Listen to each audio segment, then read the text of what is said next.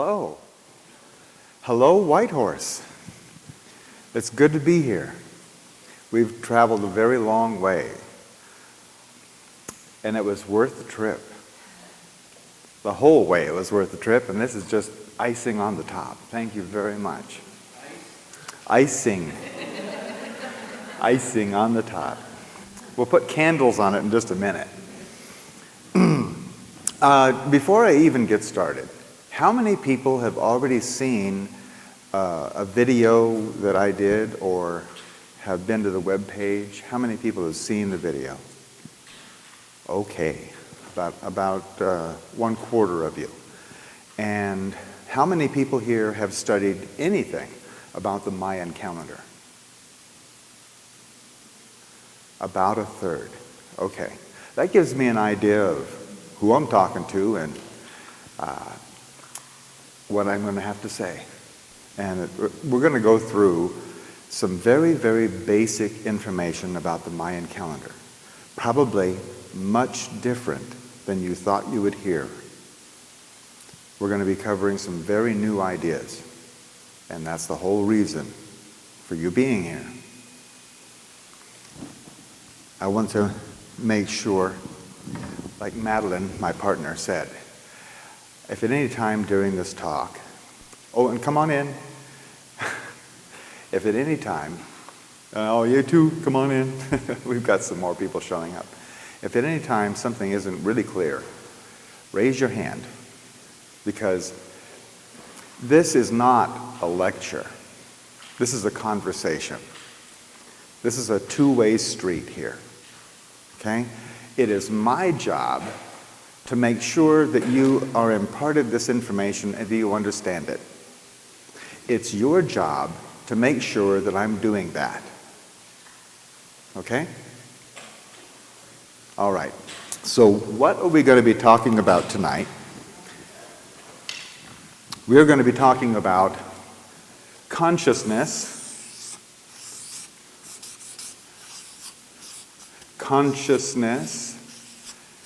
and calendars.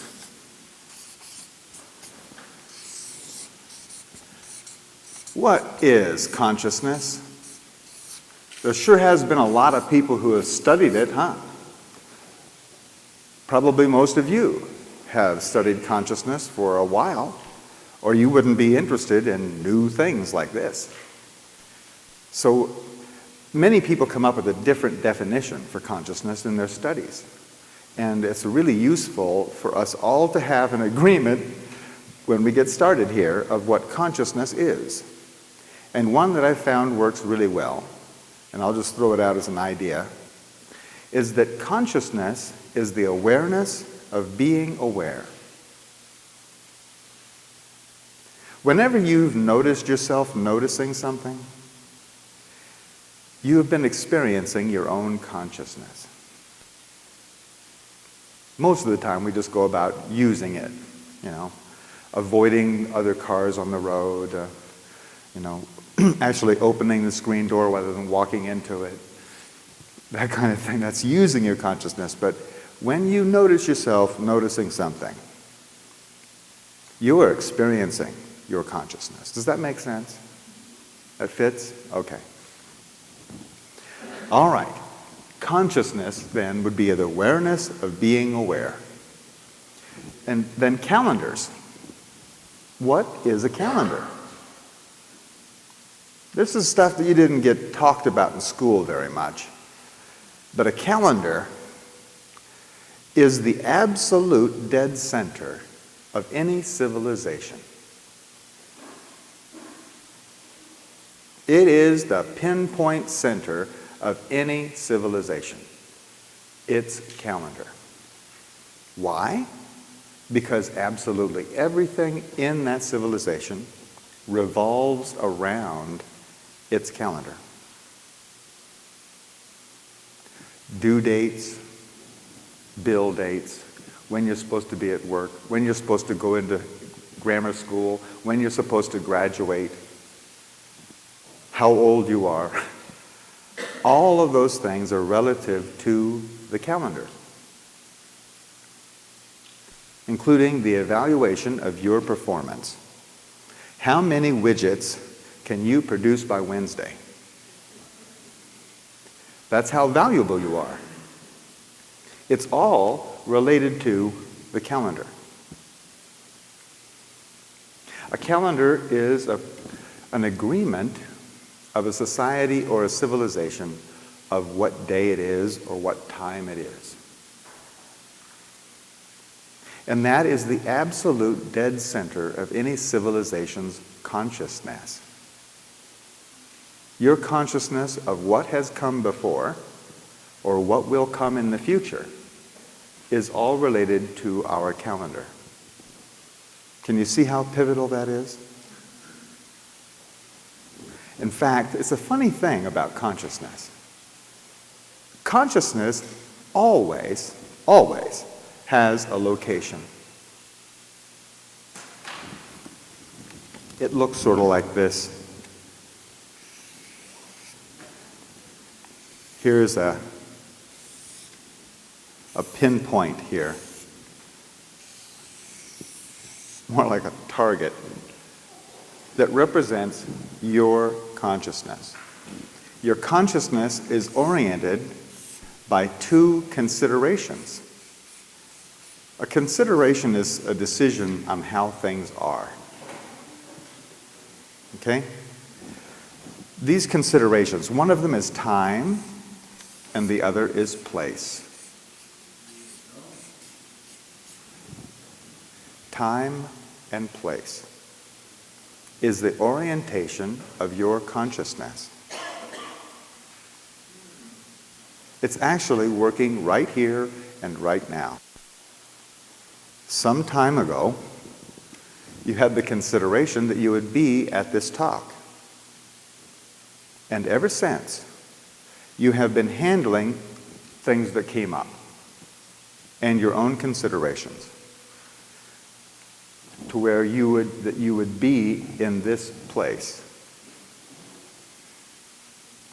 This time and this place. It's been that way throughout your whole life. Time and place, time and place, time and place. So here you are, in this time and place. Welcome. As a matter of fact, you've probably noticed that different places have a different orientation to their consciousness. How many people have been to Vancouver? Okay. Does Vancouver have a different consciousness than Whitehorse? Yes. And when you were in school, you studied about different times, didn't you?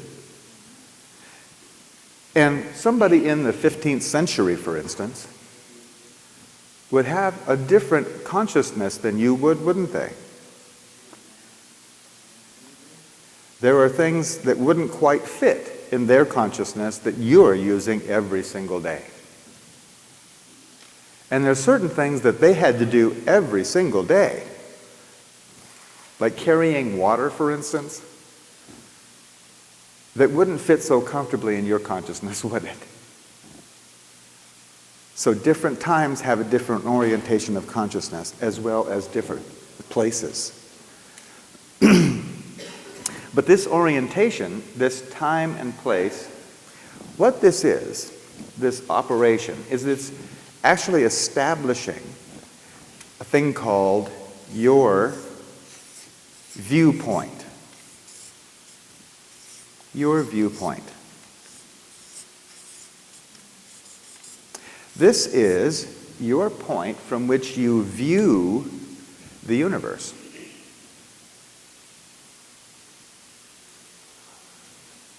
Your viewpoint is absolutely sacred.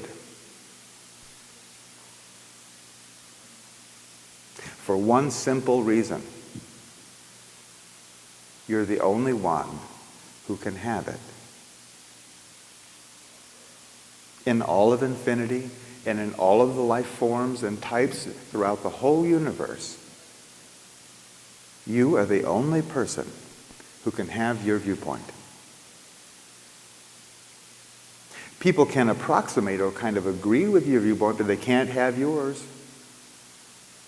As a matter of fact, you probably already noticed you can't even give yours away.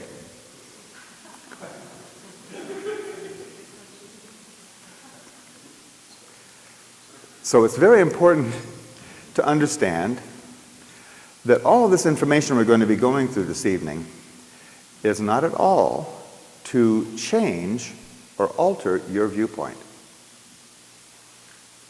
That's your job. We're only going to feed your viewpoint, and then you do with it what you will. Is that agreed? Okay.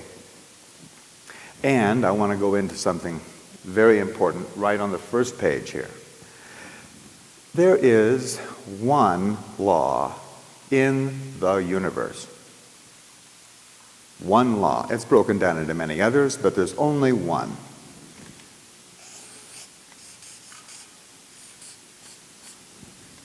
One law. What that law is what you pay attention to is what you become conscious of. It doesn't matter if you're just a little kid with 3 ants on a stick and that's what you're paying attention to, or if you're some multi-dimensional being looking over 5 universes. What you pay attention to is what you become conscious of. Always. And people talk about free will. You know, where's my free will? There is only really one exercise of your free will, too. That's your choice of what you're going to pay attention to. Always, it's your choice. I had one lady say, but I don't want to pay attention to pain, you know. I wouldn't choose that. Well, have you noticed that some people can stand more pain than others? Some people go right on with a sprained ankle, and other people can't hobble another foot. Have you noticed that? Have you? Yeah. And sometimes you even can put up with more than other times, right? What is that? Sometimes you're paying more attention to the pain. Sometimes you're paying more attention to other stuff. And whose choice was it? So in all circumstances, your free will boils down to what you choose to pay attention to. Now we're ready.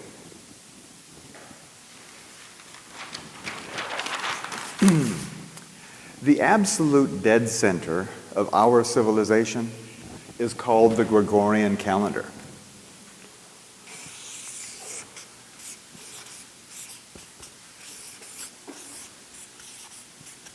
Gregorian calendar.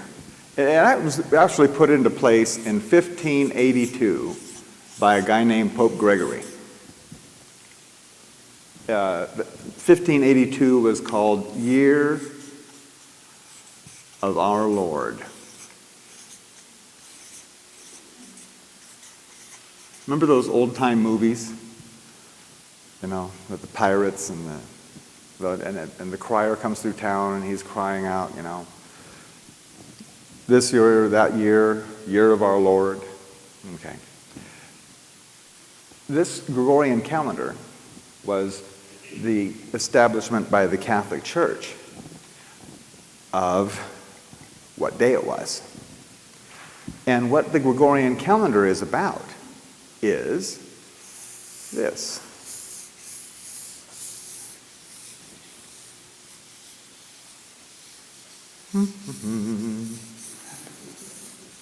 I like this part.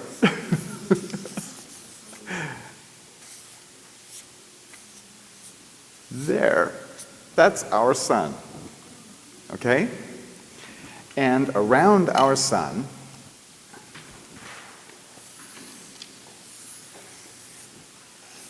is us. We go around the sun. like that.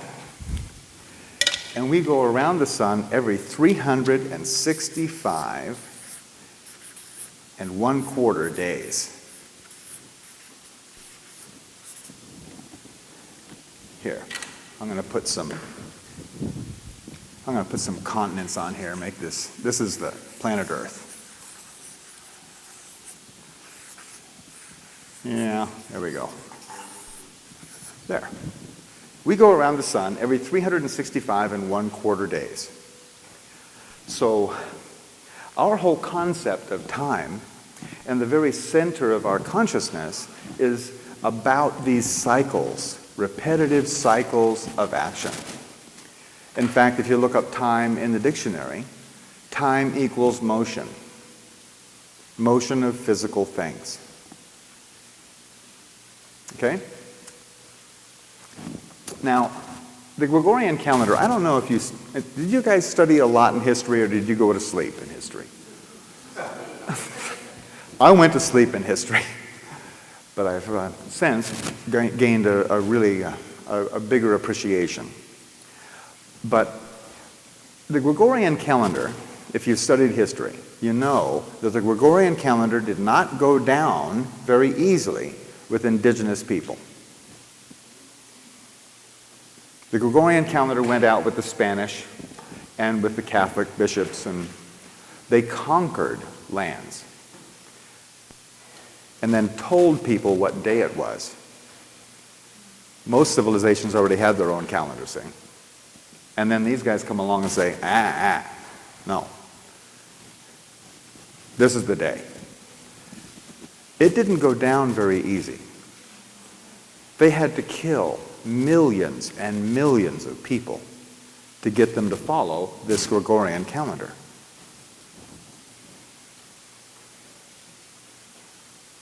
And what this Gregorian calendar was all about was the physical measurement of our orbit. And it turns out that this is a very, very insidious tool. You probably never thought that a calendar could be so evil. But what this calendar has done is it has pinned our civilization's consciousness to physical evidence only. The absolute dead center of our civilization is focused on only physical evidence. The measurement of physical objects moving through space. That's why it's not Year of Our Lord anymore. Because there has been a steady erosion of our consciousness of things other than physical. Remember, we used to have religious holidays like Christmas and Easter. Have you noticed that a really good Christmas now is a whole lot of stuff sold to a whole lot of people? Same with Easter. It's a buying, marketing frenzy, isn't it? Especially in the cities, huh? There has been a steady erosion of our consciousness of things other than physical because our calendar has directed our consciousness only in that direction. That is insidious. So I think then this is not just an indictment of the Gregorian calendar as such, because other solar calendars or lunar calendars that are used in some cultures that the same. If it's based on the cycles of the moon, it's just as physical, isn't it? Yes, it is. An Islamic calendar or Jewish calendar that are lunar, are they just as bad then for that? They are, but not as concentrated. Why is the solar calendar worse then?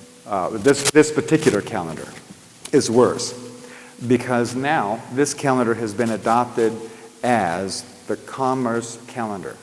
It's the calendar on which all things are bought and sold. Every computer is programmed with this calendar. To a certain degree, all those other calendars were physical calendars. They have all gone into less and less use, haven't they? Because they had some spiritual aspects to them. And because they did, they were shunned. They were thrown away. It was all narrowed down to this is the calendar and this is the day. Do you know what the word dogma means? Anybody out there know what the word dogma means? Doesn't sound like a good word, does it? The word means unquestioned belief. Dogma. Doesn't sound very healthy. You know what the biggest dogma is on earth? What day it is.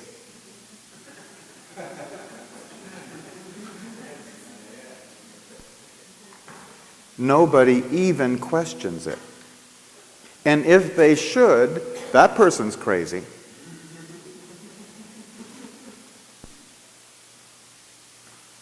Yeah, this is a really powerful tool to dominate people's consciousness, which is senior to their body, and it is senior to their actions. You see, there is a cascade of event. It goes like this: consciousness, then light, then thought, then action. Consciousness first, then light, then thought, then the event. In every case, in all ways. So, you control somebody's consciousness, you got them. Soul, mind, and body, you got them. So, here we are, all of us from birth, including our parents and our grandparents from birth, all of us have been brainwashed with this focus. Every one of us, me too, every one of us has been brainwashed. Welcome to the rinse cycle.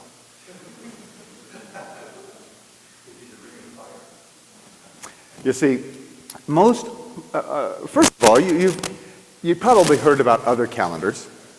Like we were talking about the Hebrew calendar, the Islamic calendar.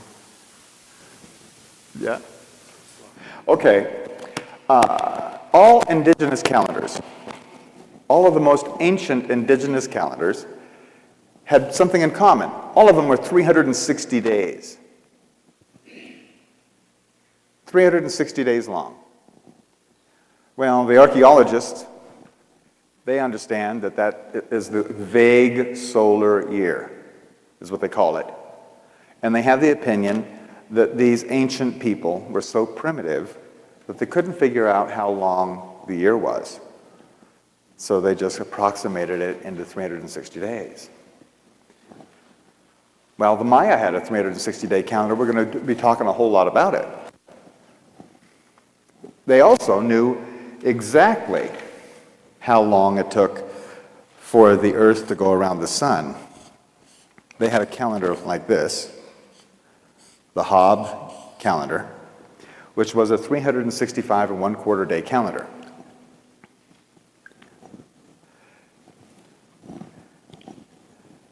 All these ancient civilizations had 360-day calendars. Maybe they were looking at something other than this motion of Earth around the sun. Maybe they were paying attention to something other than physical evidence. It's possible. We'll take a look.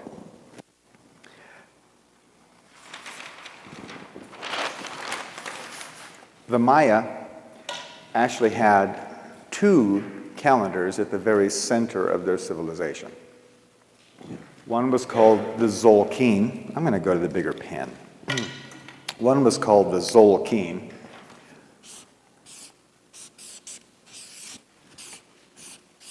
Spelt like that. This means count, and this means day. So this whole thing means count of days. And the Zolkeen calendar was 260 days long.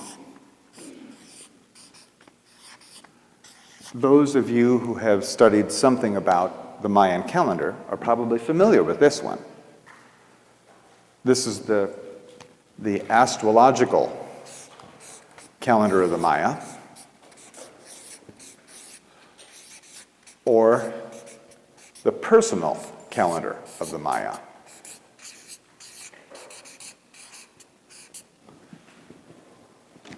Now, who knows about the astrology part of the calendar? Anybody out there? Oh, okay. One person. Oh, like the astrological thing, the aspects of the Mayan calendar. There is an astrological aspect to this particular calendar. There are 13 intentions on the part of creation. 13 intentions and 20 different aspects of creation that are represented in this calendar. 13 times 20 is 260. So there's a pattern. As a matter of fact, that's what this is right here. This is a tool that I invented and designed and had produced. And what this tool does is it will take the Gregorian calendar, month and day and the year, and transpose it to the Mayan calendar and show you what day it is on the Mayan calendar. Okay? Today happens to be 7 wisdom. 7 is one of the intentions. 7 means alignment with divine will or ethics. And the aspect of creation is wisdom today. So according to the Maya and this calendar, all of creation is resonating with the energies of divine will and wisdom. And that's the purpose of the day. That's the astrological aspect of this 260-day calendar. And by the way, all this information we'll have these in the back later, but all this information, I went to the Maya lands and met with the Maya shaman and had all of this verified by them. So there is the actual traditional information there. See, the Maya, this is a personal calendar. How personal can a calendar be? Well, in the Mayan civilization, your first name was the name of the day that you were born. The Maya had this idea that being as you were spiritual, you had a choice of which day you became physical. You actually had a choice. And why would you pick one day over any other day? Probably because you liked it best. Probably because it agreed with your intention for this life and what you planned to demonstrate as your aspect. So every single person born as a Maya came in knowing exactly why they were here. And everyone else in the society knew exactly why they were here. Wouldn't that have saved us a little bit of trouble? In fact, if you do some study, I did do some study of psychology, and if you do some study of inmates, both in prison and in mental institutions, what the whole problem usually boils right down to is that person was never acknowledged for what they came here for.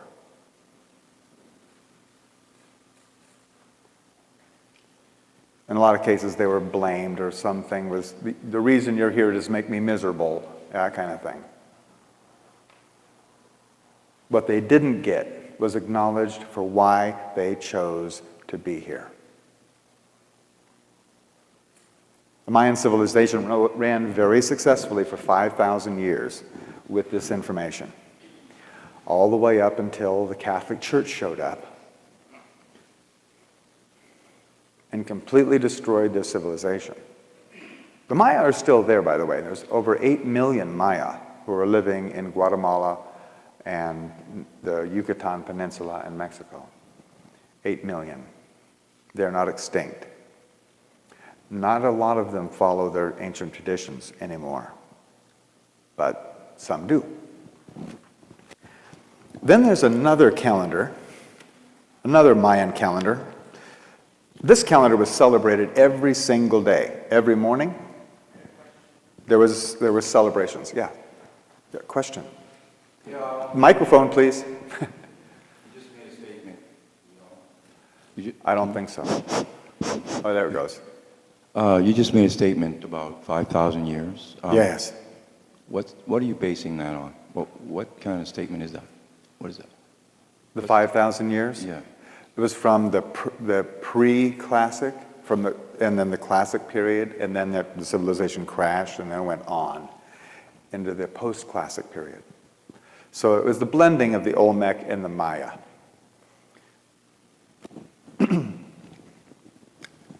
Then we have the Tune calendar. The Tune. This calendar doesn't get talked about very much. Hasn't yet been talked about very much by the archaeologists. They talked about, when you hear about the archaeologists talk about the Mayan calendar, they usually, or the Aztec calendar, they're actually talking about this Hob calendar. It's the one that they understood. This calendar was used for one purpose and one purpose only: taxes. It was the bookkeeping calendar of the Maya. They were an agrarian society, and when could they pay their taxes? When the crops came in. So this calendar was used by the city-states for administration purposes. These two calendars, this was celebrated every day by every person, and this calendar was known as the divine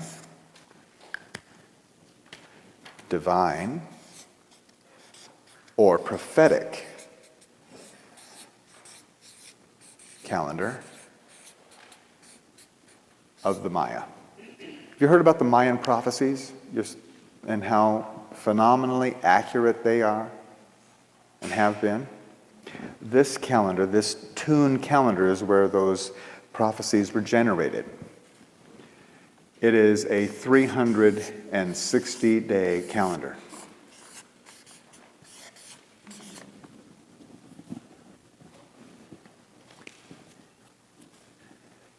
We'll be talking mostly about this calendar. I'm going to show you a graphic of how these two work together. This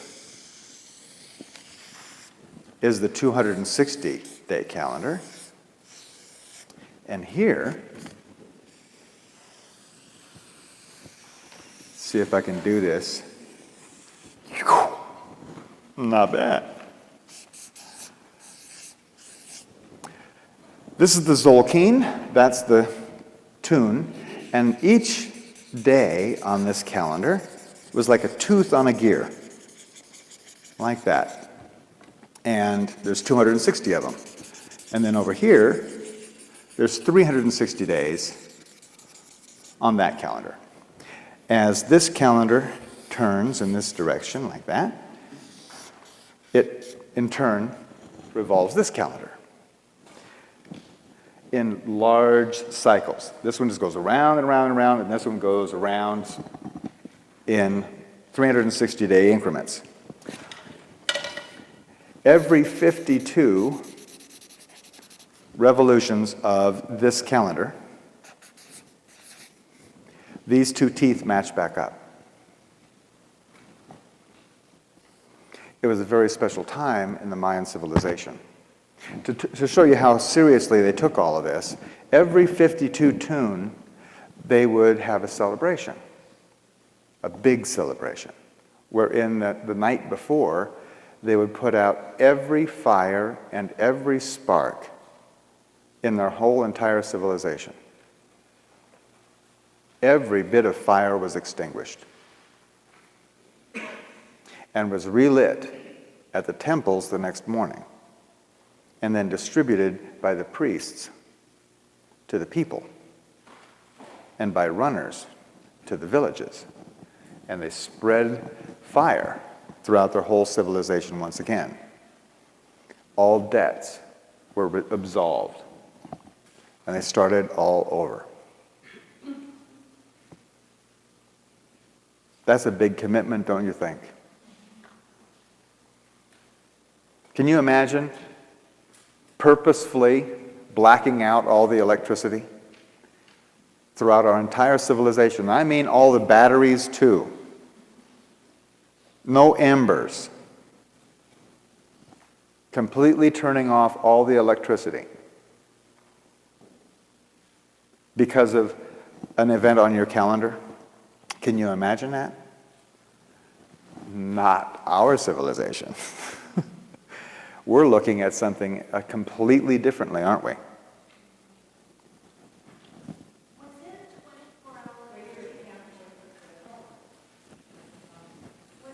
When they put out every single fire, was it a 24-hour period that they went from? Like, how long a period was it that you said, like, from, was it dawn to dusk or what? Yeah. It was put out at night and then started the next morning. All of them were, every fire was extinguished from like noon on. They put out all the fires, so that night there was no fire. Okay?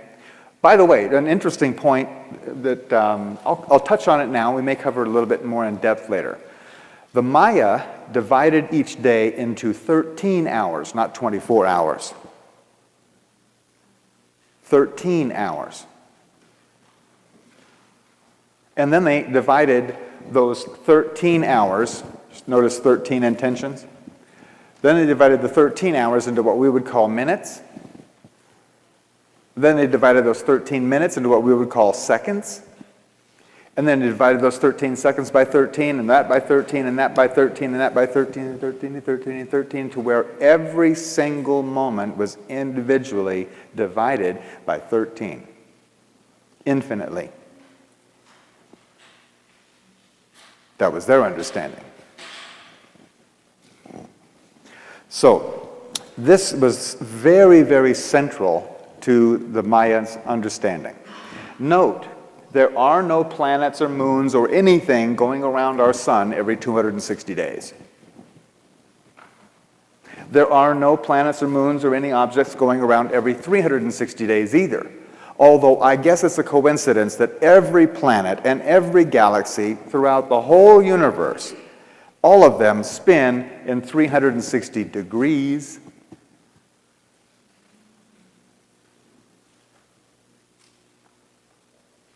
Our calendar only has to do with our speck of mud going around this little speck of light we call the sun in a sea of 100 billion stars in this one galaxy out of 100 billion galaxies in the universe. So how big is our calendar? Our calendar is completely insignificant. On the other hand, these guys were looking at something a lot bigger. Now, there's a fella by the name of Carl Johan Kalaman. He's a Swedish microbiologist. For 30 years, he's worked in laboratories, looking through microscopes at smaller and smaller particles or parts of life. Okay, very exacting, meticulous work. Most of his work had to do with entomology, with pollution and its effects on the cell and how it causes diseases. That's most of his work. And he was inspired by a visit down to the Maya lands to start studying the Mayan calendar. He took it up as a hobby to begin with, but he started studying it with his clinical techniques to find out what he could prove about the calendar rather than what he thought or conjectured about the calendar, which is what's all been going on so far. All the archaeologists have their own idea, and they kind of match up with other people's ideas about what this was all about. Mr. Coleman took a different route. I myself am an artist, a sculptor. I'm not an archaeologist or didn't even go to school much. I'm an artist, and I was approaching the calendar from more of a heart space or intuitive space.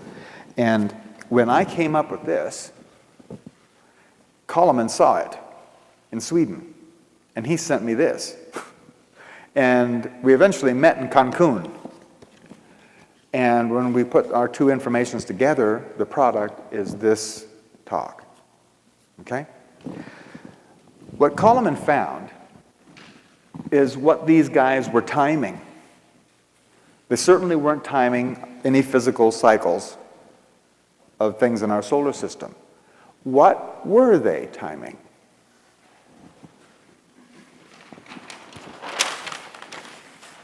Okay.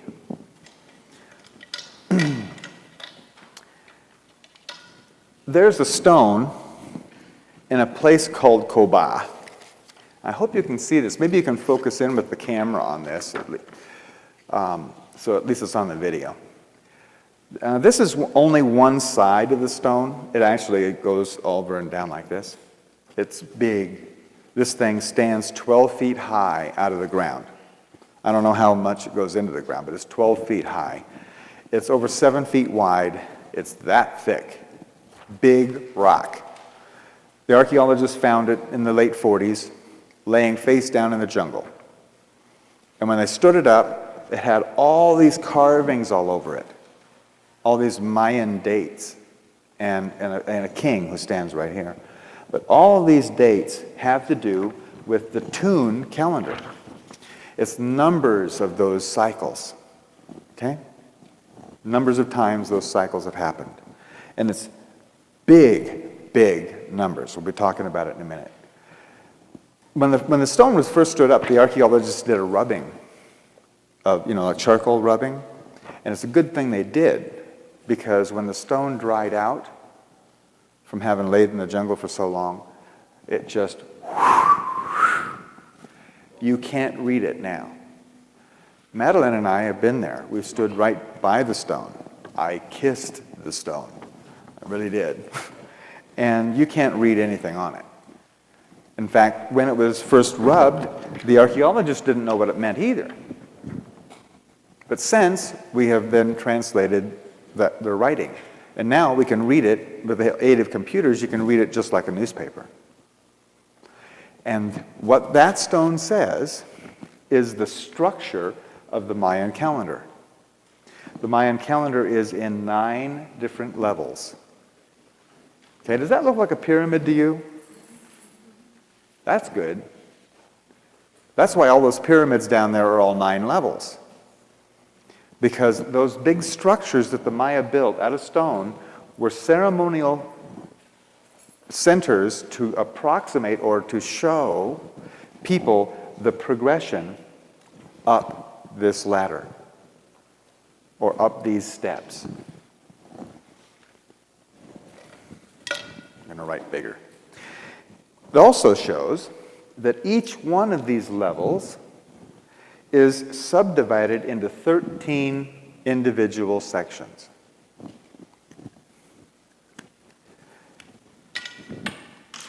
Now there goes that top. 1, 2, 3, 4, 5, 6, 7. On the Mayan calendar, there are 7 periods of light in each one of these levels. There's 7 periods of light. And there's 6 periods of dark. 7 days and 6 nights to each level of creation. Where have we heard that before? Genesis? As a matter of fact, the Mesopotamians and the Sumerians, the first people to write, wrote in cuneiform form on clay tablets that each level of creation had 7 days and 6 nights. So the Maya weren't the first people to have this information. There were other civilizations earlier. But the Maya were the most recent ancient civilization. They left the freshest tracks, which is why Coleman and I have picked up on it. Okay? The days, each day is a period of enlightenment or increase in consciousness. And each night is a period of applying that consciousness. You've done that all your life. You've learned something new and then went out and applied it, haven't you? You get all excited about something you just learned, and then you run out and you do it. Interesting, during that application, sometimes you learn what you didn't already know. These are called mistakes. Where you go out, you get all excited, and you learn about it. Remember, guys, when we first learned about hammer, wood, and nails? And how to put things together. You just pounding boards together. And you, bam! Ow! Now you know something more than you did before. We'll see that sometimes during this application stage, there's things that look like mistakes. But it's all part of the learning process, isn't it? So this very first cycle that was carved some 2,500 years ago on this rock started 16.4 billion, that's billion with a B, billion years ago. This is why this information hasn't been studied by the archaeologists. The archaeologists could not conceive of why Indians making pots in the jungle would have any business thinking about 16.4 billion years. So they just put it on the shelf and nobody else looked at it until Coleman came along. In fact, when this stone was unearthed, the astronomers, you know, the guys that was looking out into the galaxies, they had postulated that the universe, the Big Bang, happened somewhere between 20 and 10 billion years ago. And then later, as we got better and better telescopes, we could see further out into it. And then they went, well, no, it wasn't 20, it was like 12 billion years ago. And that was it. So this was impossible. Well, now we've updated Hubble and we've found that there are things out there 14.5 billion years old. I bet you that in the next few years, we're going to find out that the Maya had it right on. That the Big Bang happened 16.4 billion of our years ago. Understand that this is an exact number of tunes of 360-day cycles, but when you work it to our year, it gets to a fraction. Okay. This whole cycle, 16.4 billion years, is divided into 13 different sections. Each one of them 1.26 billion years long.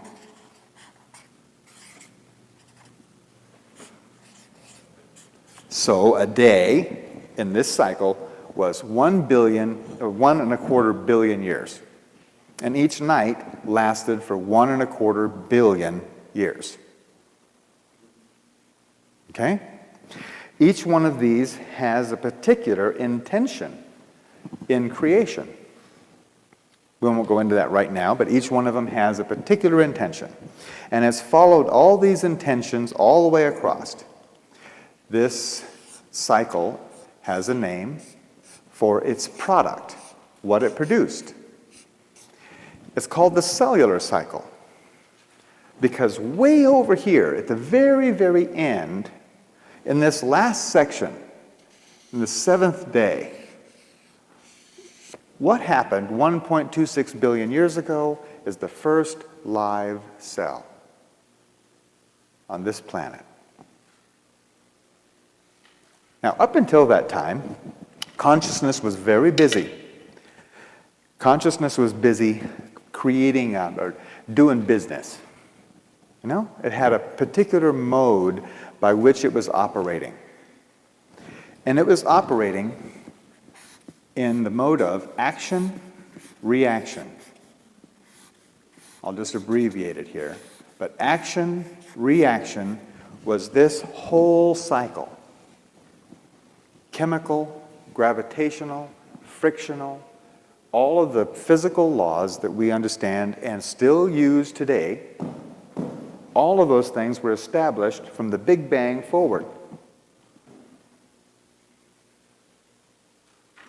Then we'll go through some of the detail of what happened in these in just a minute. The very next cycle, carved on that rock, started 820 million years ago. 820 million years ago. And it started going through these same 13 steps. Each one of those steps taking 63.4 million years each. This one was 1.26 billion years each. This one's only 63.4 million years each. Yes? A day to a day? Yes.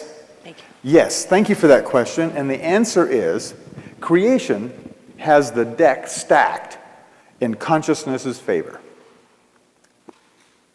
We go from a day to another day. Okay? This whole cycle, 820 million years, fits very tidily into 1.26 billion, doesn't it? This whole cycle fits in that box very comfortably.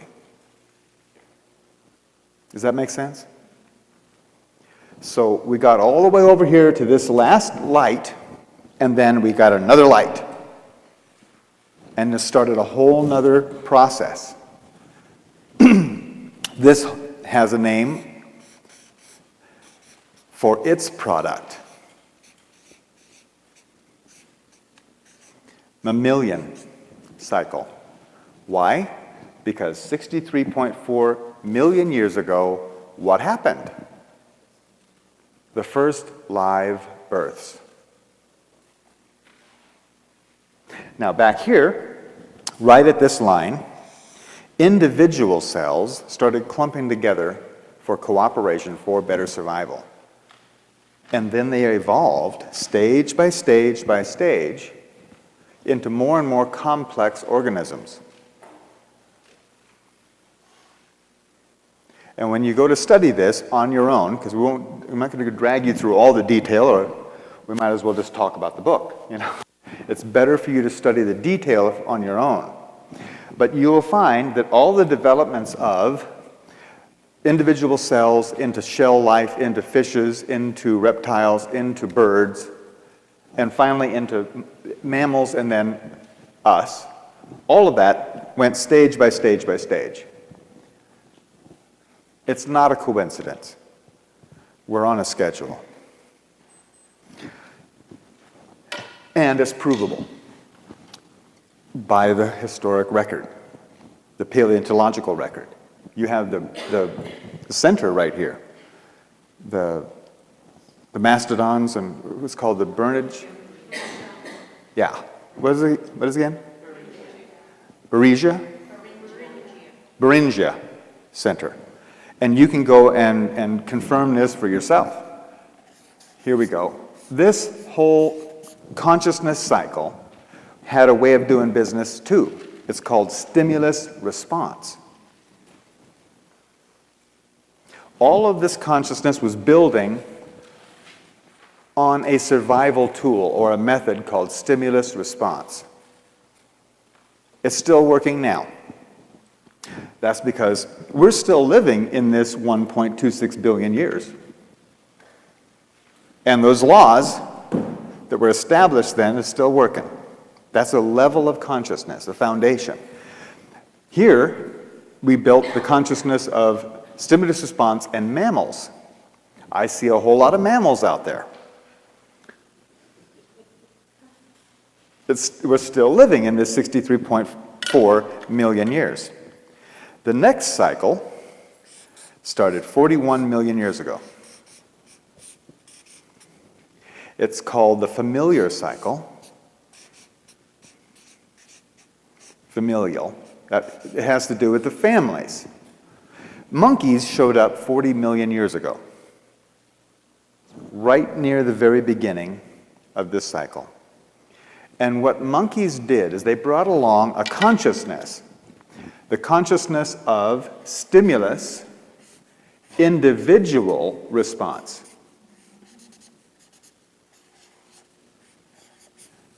Individual response. Down here we had hives and nests and swarms and schools and herds and flocks. And you've seen enough wildlife to know if you startle them, the whole herd, boom, off like a shot, right? The whole school of fish, the whole pile of ants. It's all stimulus response, everybody goes. In this case, though, in these stages, each one of them 3.2 million years long. The monkeys and their ancestors and their ancestors and their ancestors built the concept of family. What's the difference between a family and a herd? The recognition of the individual. And it is definitely a survival tool. You're much more flexible as an individual, much more choice of how to survive rather than being one of the pack.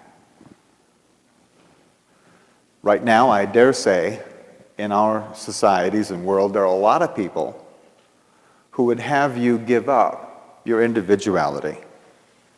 Get in line, sit down, shut up, and become one of the pack. Don't do it.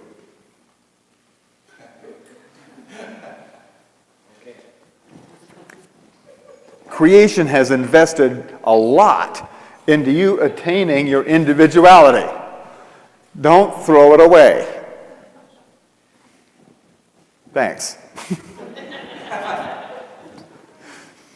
Okay, 2 million years ago, we started a new cycle.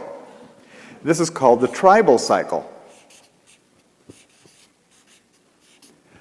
Not so coincidentally, 2 million years ago, right at this line, Australopithecus showed up, the first tailless ape. A really distant ancestor of ours.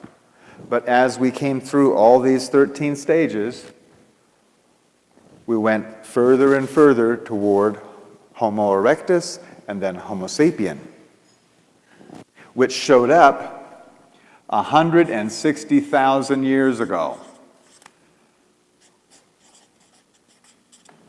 Each one of these is 160,000 years. So 160,000 years ago was the beginning of this seventh day, and that is when Homo sapien showed up.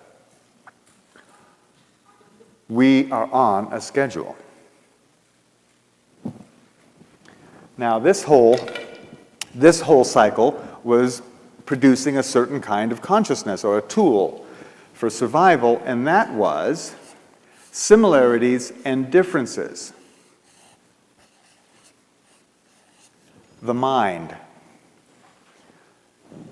Here, we put down the tail and picked up the mind as a survival tool. The tail was a very useful survival tool down here. Down here, fangs and claws were good. But here, the tail, here, the mind. And the mind is a tool to look or notice the similarities and differences in things and in circumstances.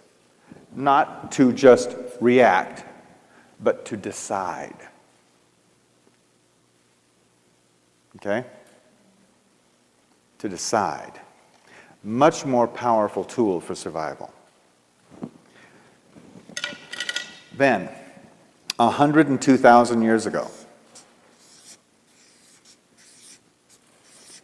we started another cycle, the cultural cycle. This cultural cycle had its own brand of consciousness. And this brand of consciousness was reasons.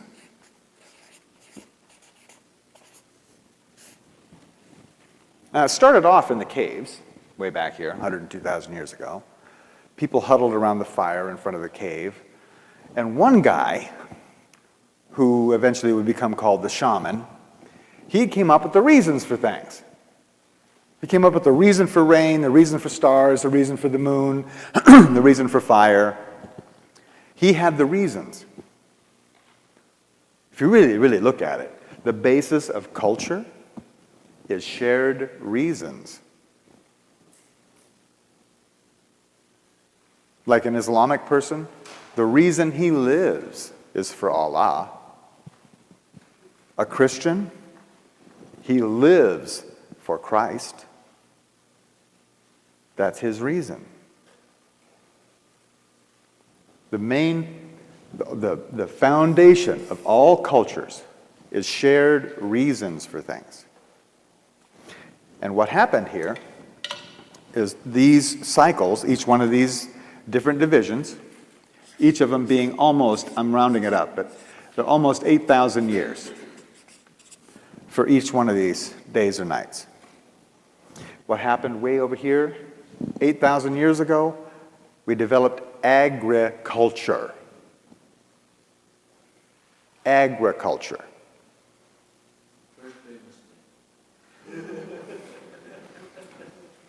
Well, there have been lots of them, actually, along the way. So, here we are, next cycle. 3115 BC is when this one started. It's called the national cycle. Because the modern nation was produced from this consciousness. Each one of these steps or stages is 397, almost 400 years. 3115 BC, by the way, is when we learned to write.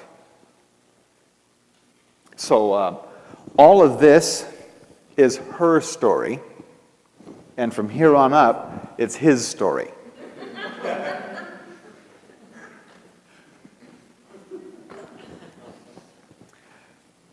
Also, right on this line, right on that line, is when King Minos of the Upper and Lower Nile cultures married the two cultures into the first nation called Egypt.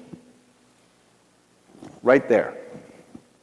And ever since then, there has been this evolution of the concept of nations, borders, tariffs, armies.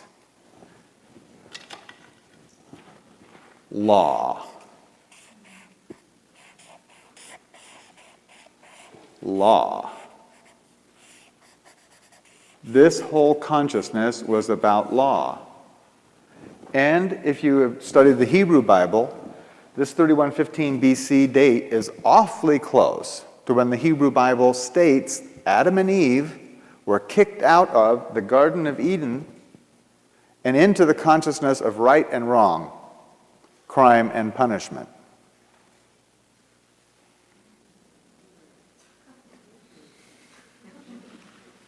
You see, down here, there wasn't right or wrong.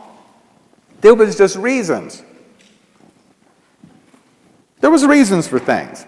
There were certainly consequences for your actions. They happened for reasons. But there wasn't a law. There wasn't some guy going to come and beat your head in. You know? It was natural happenstances and natural consequences rather than human-imposed sanctions. That started right there and has evolved to where we are right now. And we'll go into just a little bit of detail about these different cycles, how they evolved. The next one is called the planetary consciousness. It started in 1755 AD. Remember your European history? What was happening 1755 AD? Ooh, the Industrial Revolution started in Europe. Each one of these days and nights were 19.7 of our years. Okay? Each one of these days and nights. And this whole consciousness cycle from 1755 up to today and into tomorrow is all about one thing: power. Raw, unmitigated power. This is when we started coming up with machines to do the work of men and animals. The water wheels, and then steam power, and then electrical power, and then internal combustion, and then nuclear, and it has evolved stage by stage by stage. We're on a schedule. This line right here, this line, the beginning of this seventh day, was 1992. What happened in 1992? www.com. The internet went up in 1992, manifesting a planetary consciousness. It is now a global consciousness. And it turned on right there at the very beginning of the seventh day. Either we've got a 16.4 billion year long string of coincidence, or we're on a schedule.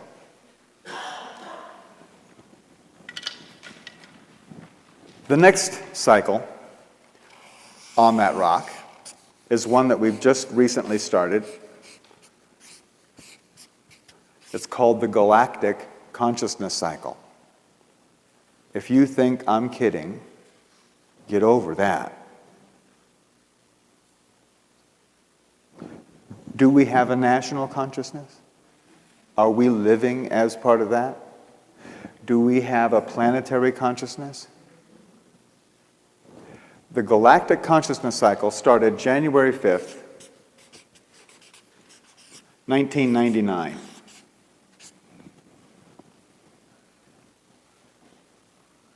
And ever since then, we've been finding lots more out about our galaxy, haven't we?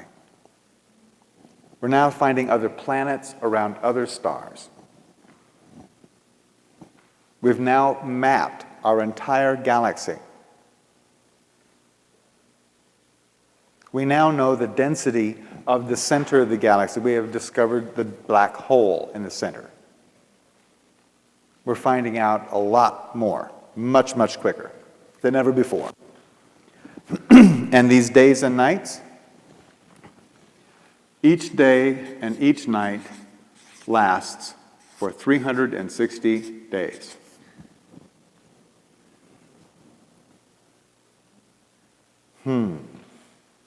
I saw some light bulbs go on out there. Let me go ahead and do this one right here. I'm going to go into what is coming. There's another cycle coming. The universal consciousness cycle. Again, I'm not kidding. universal consciousness cycle. It begins on February 10th, 2011. During this consciousness cycle, each one of these shifts and changes will last for, or will take 20 days.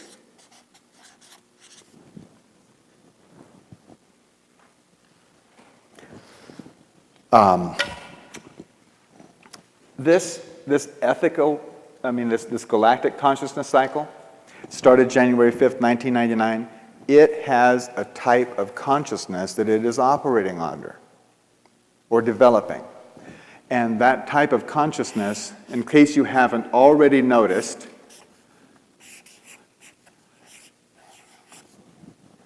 ethics. What is happening to the power elite corporations that are in power across this planet? What is happening to them right now?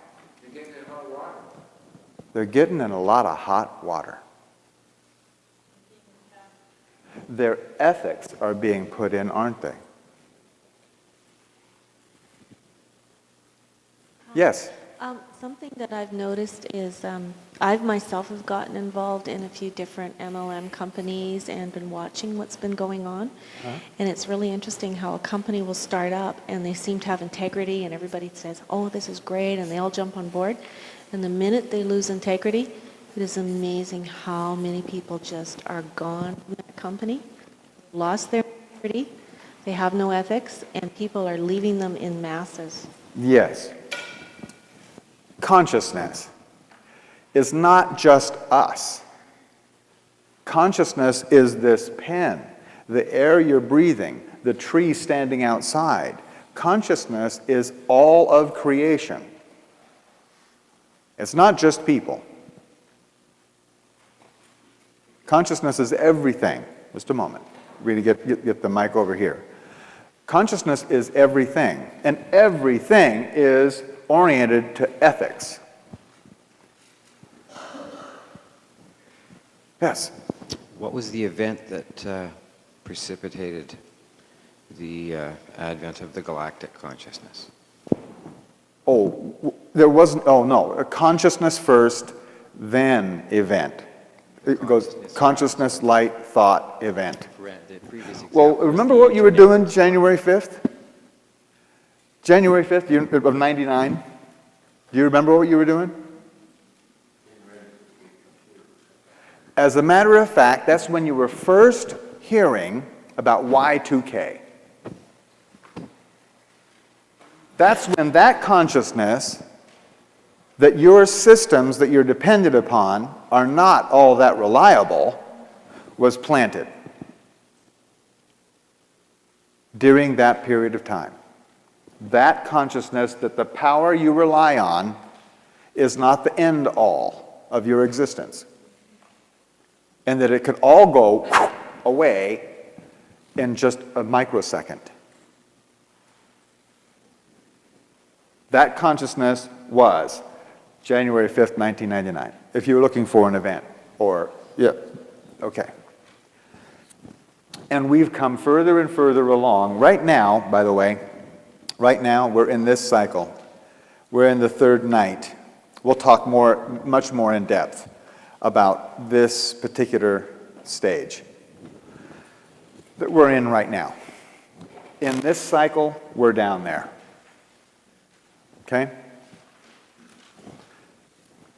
This universal consciousness cycle will have its own purpose, and that purpose is conscious co-creation.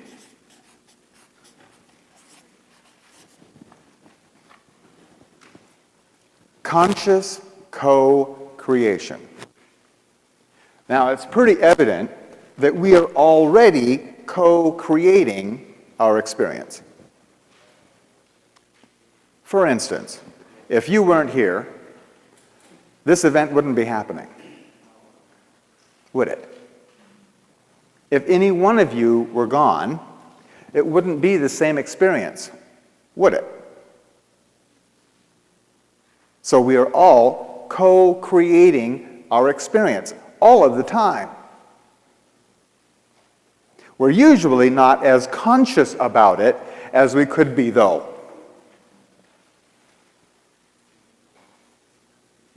And where this is all leading is to our full ability to consciously co-create our experience. That's a big idea. And we're going to build some more groundwork on how that happens and how it can possibly happen.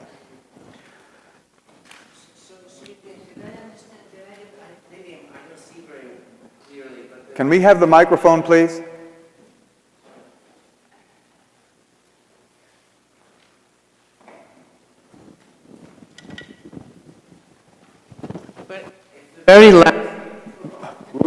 It's the very last level of the whole thing.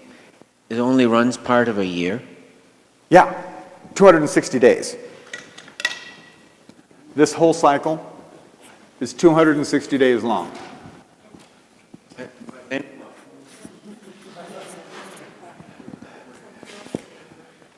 The question was, okay, after that 260 days, then what? You have to wait.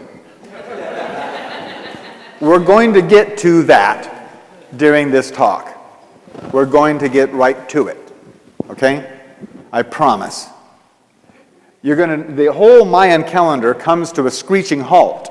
It ends completely on October 28th, 2011.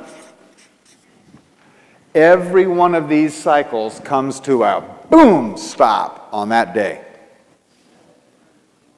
You will know what happens and why, as best as we can be explained. But there's some explaining to do before we get there. Okay? Now, the way this works is, you've noticed that there's a constant acceleration here. Maybe some of you have noticed that time seems to be speeding up. Yes? Well, that's not exactly true. Time is not speeding up. Creation is.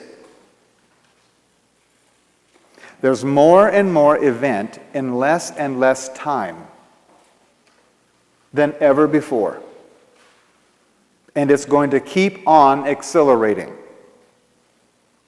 And keep on accelerating.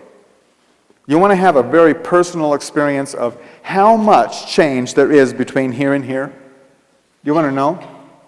Because all of you have a very direct experience of how much consciousness shift there is between one of these days and the next night, or then that night and the next day.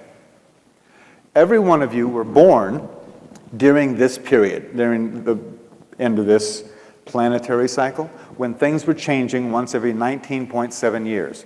You were born to a couple of really nice people called your parents. And up until you were 13, 15 years old, everything was going along just fine. Then you started noticing something. And you know, those people who claimed that they were your parents, those embarrassments that like loaded you up in the car and took you places. Remember that? That difference of point of view, you knew for sure, and whether you did it politely or not so politely, you knew for sure that you were more capable of handling situations and new information than your parents ever could or ever would. This was called the generation gap when people were talking about that sort of thing.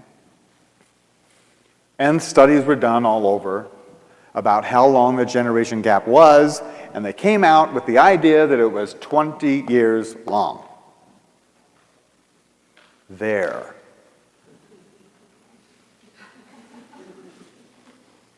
That's how much consciousness shift there is between one of these days and one of those nights. What used to happen in 19.7 years, the amount of change that happened in 19.7 years now happens every 360 days.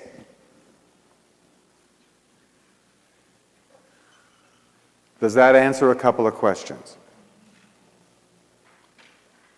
of why you feel a little overwhelmed from time to time?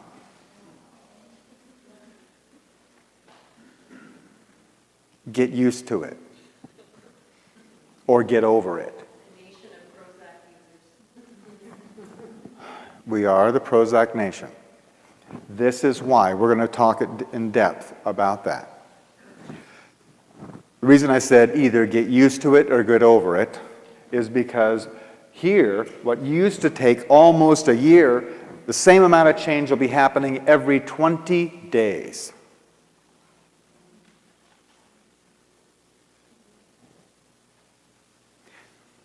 You guys, some of you out there are the age where you would have gone to school for a career. You know, invested years of your life toward a particular career. Maybe you're on your third. By the time we get up into here, forget about it. Not that far away at all. This is a real situation. And this is really why we have these talks.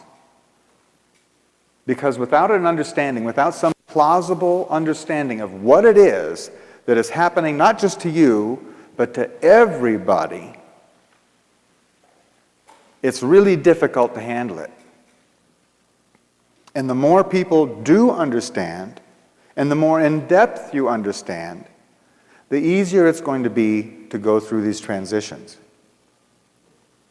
You see, there's two things that are going on here. And then I'm going to go into some more detail, a little bit more detail. There's the good things and there's bad things. The bad is that you were getting overwhelmed. The good is that there's more and more possible to occur all the time. Things that were completely impossible, miracles, things that would never happen back here, now are your daily life, like cell phones, for instance. Video phones, that kind of thing. So I want to take and show you that this process, it's like a constant acceleration. I mean, a constant from here all the way through it accelerates. And then it starts accelerating from here and it goes in faster and faster and faster. But each time it's 20 times faster.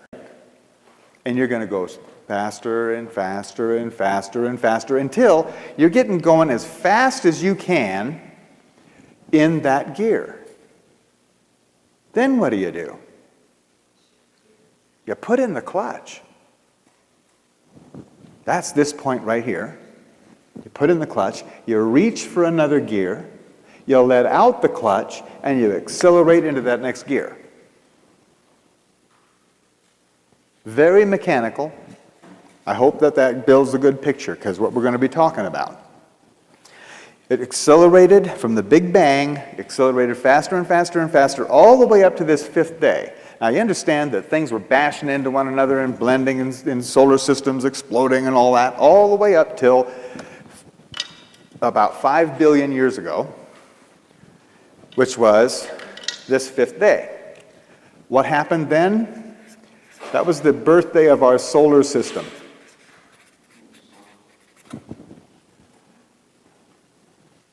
In every one of these fifth days, it's the biggest opening for consciousness of the whole deal. It races up to that point, and then, wow! Okay? So it go, go, go, go, all the way up till this period, and then the solar system was formed. That's a big event for all of us. Then, during this fifth night, that's when everything gets applied, right?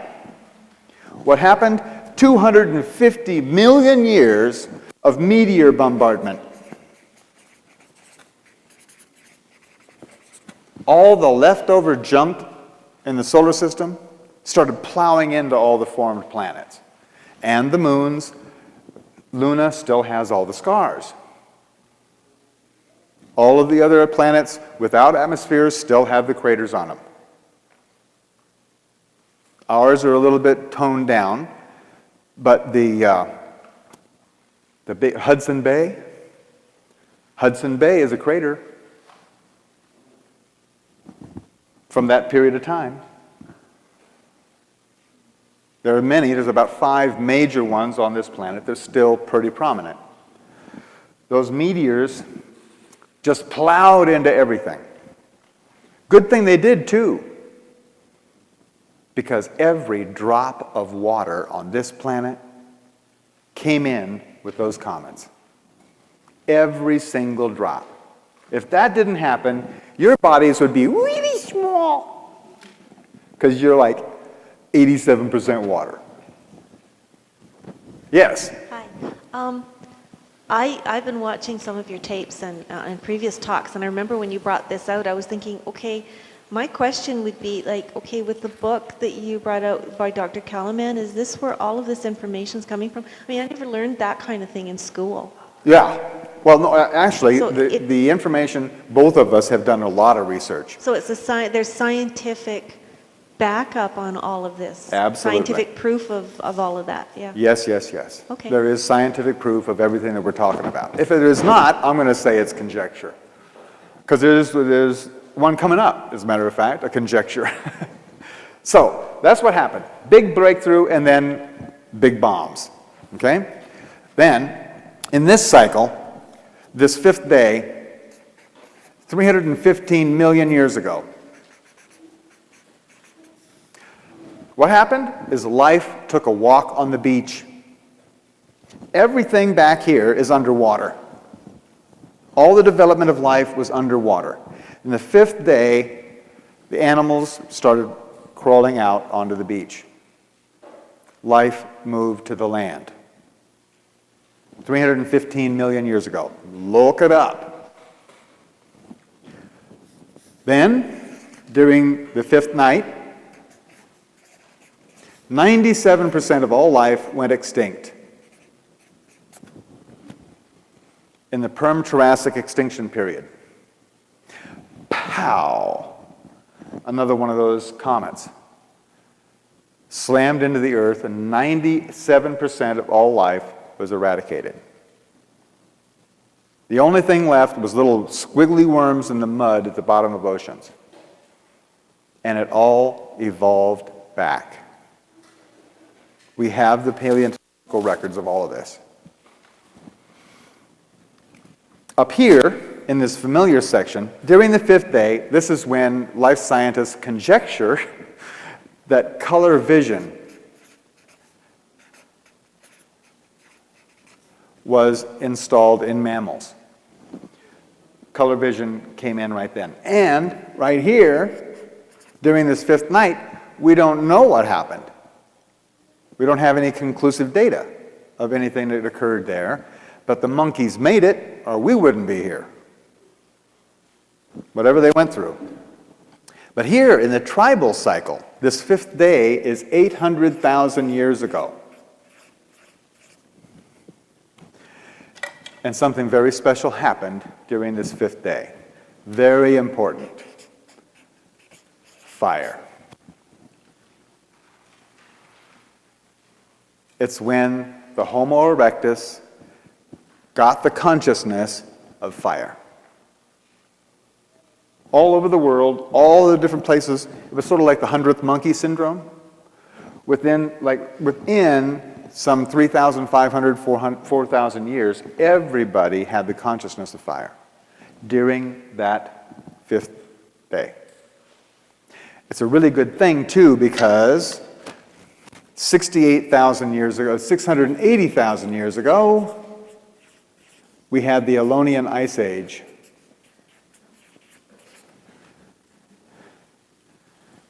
During the 5th night. What is consciousness doing here? It looks like we're getting supplied exactly what we need to go to the next step, doesn't it? Doesn't it? Okay, up here, 40,000 years ago, in the cultural cycle, was the development of art. cave paintings, stone carvings, wood carvings, some of the petrified wood carvings they found. Art. There were tools way back here, but art. Art was very, very important because art was the consciousness of future. It was the first expression of future. You know, they didn't sit around the fire carving this effigy of a pregnant woman. You've seen that goddess, right? They didn't sit around carving that because somebody had become pregnant. They were doing it so that there would be pregnancies. They didn't stand there and paint on the walls what they had just done with the bison. They were stating that as a prayer. It was magic. It was shamanism. They were predicting their future. Why did a caveman wear a bear claw on his, or tiger's tooth or whatever? It wasn't so much a totem of what he had accomplished. It was so the next time he met a bear, he'd go, look at that. He was looking into the future, to use that power in the future for his survival. And that's what art was all about. It wasn't decorative. It was shamanic for the future. Then, 32,000 years ago, was the fifth night. And what happened 32,000 years ago? Neanderthal went extinct.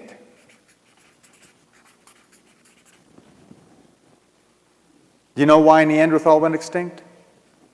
Have you watched that National Geographic special or studied any of it? Well, the archaeologists finally figured out why they did go extinct. It was very simple. They never changed. For 100,000 years, they used the same tools, chasing the same bison, living in the same caves in the same valley. They never changed. They didn't travel. They wore the same style of clothing. When they were interacting when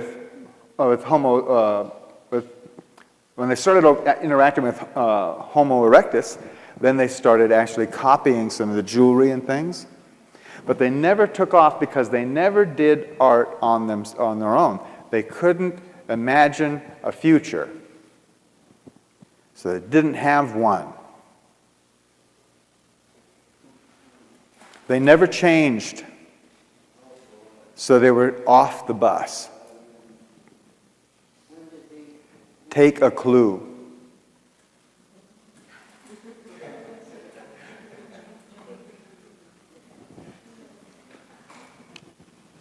Okay. Back here in the national cycle, this date right here is 40 AD. This line is 40 AD. What was happening 40 AD? Who had just died? Jesus had just a little while before, yeah. But he was here and he had a certain message for everybody. And that message basically was, you're all divine. Every single one of you are the sons and daughters of God. And no one has any business getting in between you and him to do your speaking for you. No king, no priest, no governor, no one has any space between you and God. That was his basic message. And that message, remember these is 397 years, almost 400 years. Here we go. We'll draw it like that. During this period of time,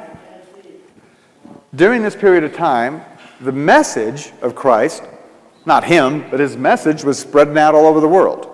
That consciousness was being spread over that 400 years. And right here, this time period, the fifth night, was started at 4:16. Actually, it started 4:13. In 416, Rome fell.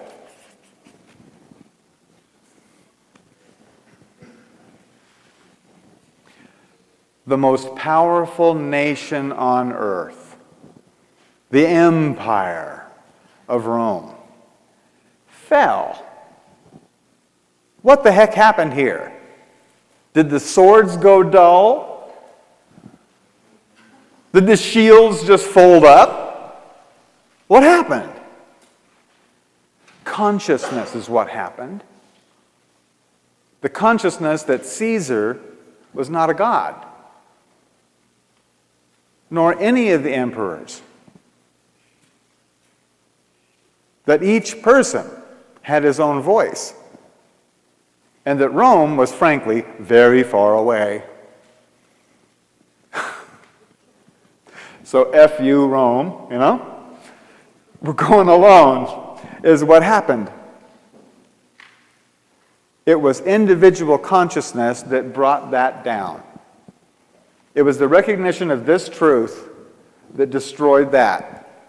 It was the application of this information that undermined the authority of Rome. Can't happen again, though, could it? Not in our lifetimes. Okay, the power, or planetary cycle. This line right here, the fifth day, is 1913.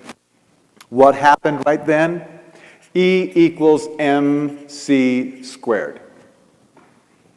Einstein's work was being published. And the general public, or the scientific public, were being apprised of this new understanding.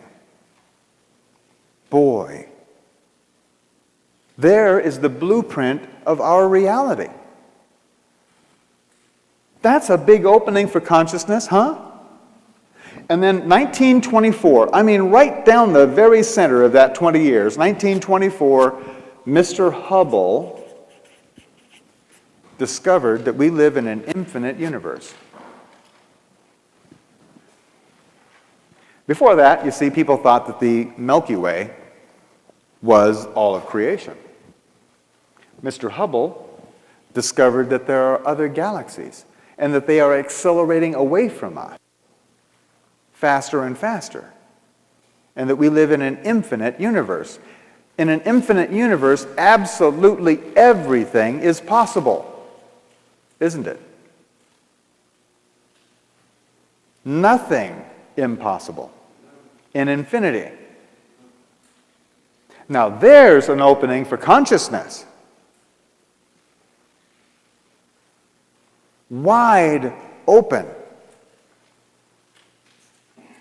Okay, what do you do with that when you're going to apply it? Well, that line right there is 1932. And we went and applied all that acceleration and understanding in an exercise we call World War II. World War II, where we blew off the atomic bomb.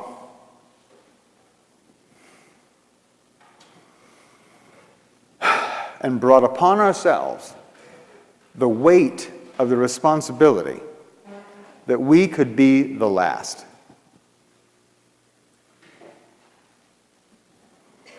That's been a heavy weight. That's been part of your consciousness since you grew up. It's been a heavy weight. But I do want to point out something very important. As bad as all that waste and horror of World War II, it sure as hell wasn't 250 million years of meteor bombardment, was it? As a matter of fact, in World War II, 97% of all life did not go extinct, did it? You know, some people worried about, when the bomb went off, that it would cause a nuclear winter. An ice age global-wide didn't happen.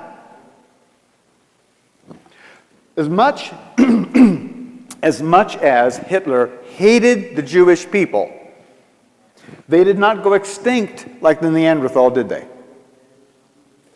And when the Third Reich fell, there wasn't 30 years of war that raged across Europe, like when Rome fell. In other words, folks, things are getting better. Dramatically better. Now, sure, our expectations have risen also. Like right now, animals have rights. Back here, you women didn't have any rights. You were animals. You were property. You understand? Things are getting better, dramatically better. And you should expect it to get even better. Go ahead. That little bit of dissatisfaction is worth it. So this all is accelerating, going up. And it's going by stages. And it's getting faster and faster and faster. Now remember 2 million years ago, we picked up this tool called the mind? Well, we're going to have a little bit of problem with that thing. And I want to talk about that right now. The mind. The mind is a tool. And it's a tool that consciousness uses to distinguish similarities and differences between things. Okay? It is a tool, like a hammer or a saw. A carpenter doesn't think that he's his hammer. Well, not most of them. I know some guys that think they're their car, but that's not true. Some people think that they are their mind. Get over that right away. You are not your mind or any of your thoughts. If you do hold to that, you're going to be in big trouble, and I'm going to show you. See, the mind, you don't hear about this in school either. Especially don't hear about this kind of information. I took psychology classes, and no one in college ever talked to me about the flicker frequency. You ever heard of it? Flicker frequency? The reason you haven't heard of it is because this flicker frequency is very, very important in subliminal advertising, which of course you would never have experienced yourself. The mind works on a series of pictures. Well, special effects people know all about this. The flicker frequency. The flicker frequency is 24 frames per second. That's how fast your mind works. Your mind has a speed limit. Your mind can only think 24 thoughts in 1 second. It can only make this action 24 times per second. So it goes like a flip card strip. Here's a ball, and the ball's coming, and it's coming, and it's coming, and it bounces here, boom, and it looks like this. And then here it comes again, and it's going to bounce again. Right? That's how the mind actually works. Has anybody here been in an accident? Well, I don't want to bring up bad times, but something that was really dangerous. I mean, you could have died. And did you see time slow down when you were in that accident? Yeah? Okay. Anybody see it go to stop motion? That was serious. What you just witnessed, and for those, maybe some of you kind of have that, and maybe not. I'm telling you, and you guys, I'll bet you will confirm it, these were peak experiences in your life. You still clearly remember exactly what happened, don't you?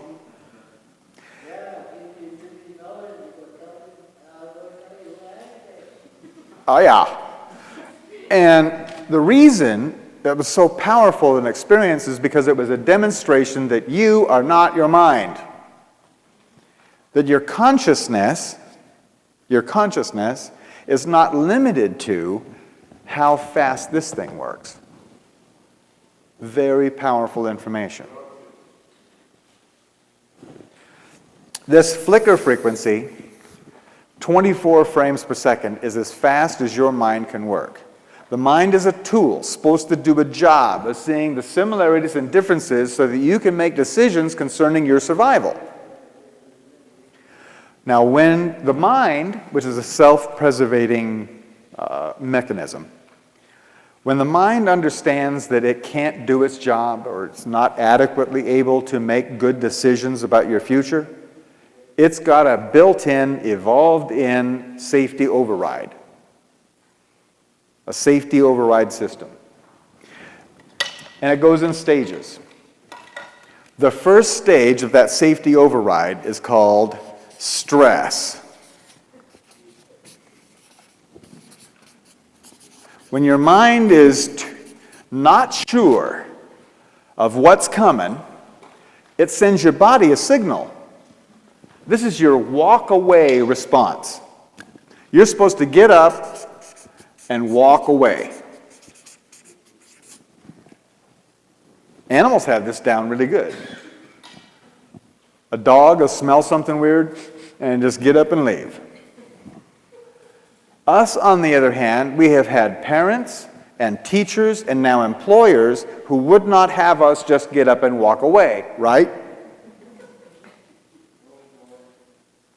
So, we have adapted to stress. As a matter of fact, stress is a character evaluation on you. How much stress can you handle? That's right. Because if you could handle more stress, you'd go further up the corporate ladder. That's really what the glass ceiling is on each person, is how much stress can you handle? I was just going to say that most disability companies no longer have stress as a reason for being away from work. You cannot get that coverage anymore. Right. As of 2 years ago. Meanwhile, doctors, the AMA proclaims that 80% of everything that goes wrong with your body begins with stress. Stress is such an epidemic proportion that all the benefits that used to be afforded to workers for stress have been cut off. Everybody's got stress. It's a pandemic. Now you guys kind of have a clue as to why.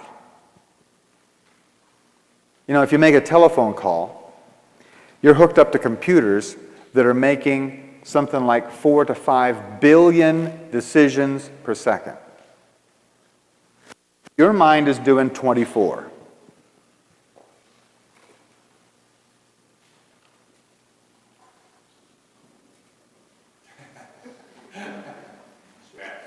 Consciousness is moving at least 5 billion decisions per second.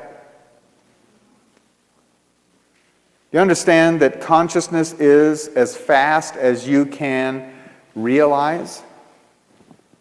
So now we're talking about nanoseconds, which is 1/1,000th of a second. I mean 100,000th of a second. Wow.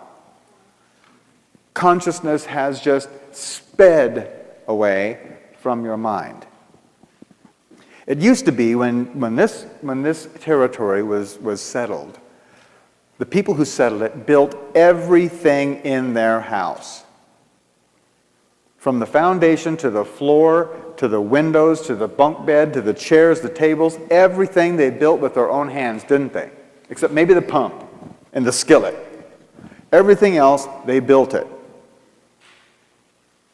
They had a certain amount of knowing about all of that. They knew about how to do it. Go ahead, go home and build a light bulb. That kind of thing is a source for stress. When your computer goes down, there's a whole lot that the mind doesn't know about, and it generates this stress. It's, like I said, it's a pandemic everywhere.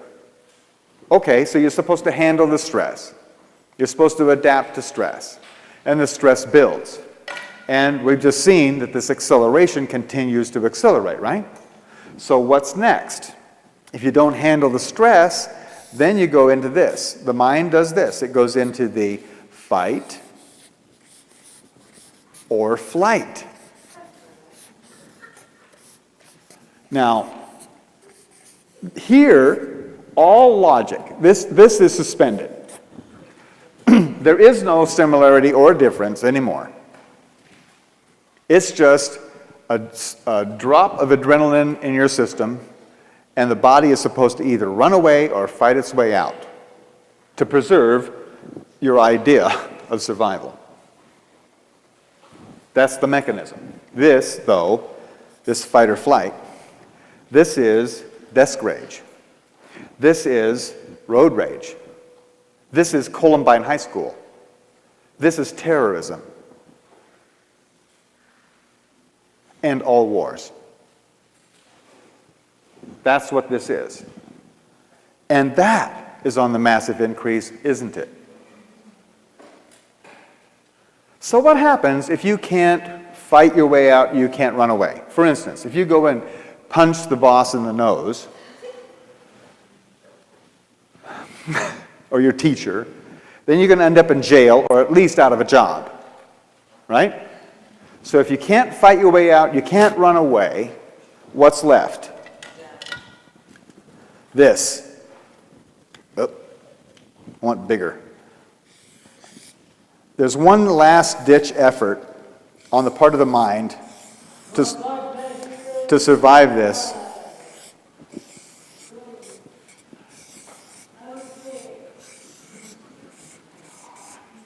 Unconsciousness. If you can't run away or fight your way out, unconscious. What are you supposed to do if a bear attacks you? You're supposed to play dead. Maybe he'll only eat your arm.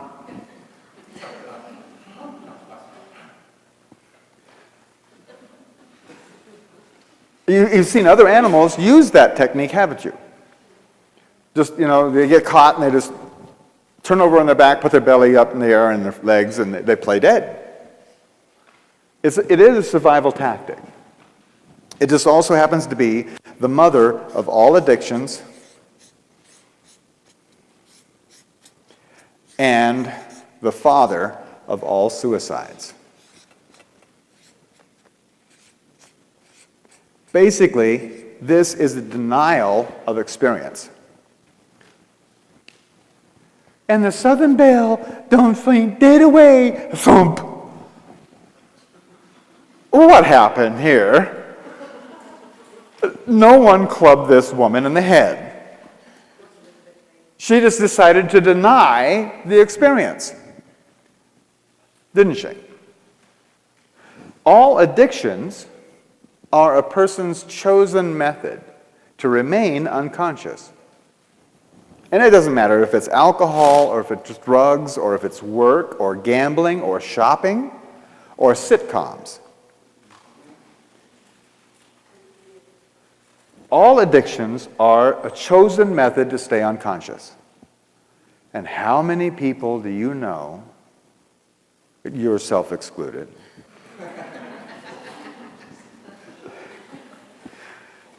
are stuck in that sort of thing? A whole bunch of people, huh? Are you starting to get the impact of what this acceleration means? 400 years ago, people had lots of time to sit and ponder things before they changed. In 400 years, you had lots of 24th of a second to work it out. But now, it's not that way, and it's going to get faster and faster on everybody you know. including yourself. This is a serious situation. This is why the world looks like it's going to pieces, because it is. The mind was not built for speed. It was evolved when things were going a lot slower.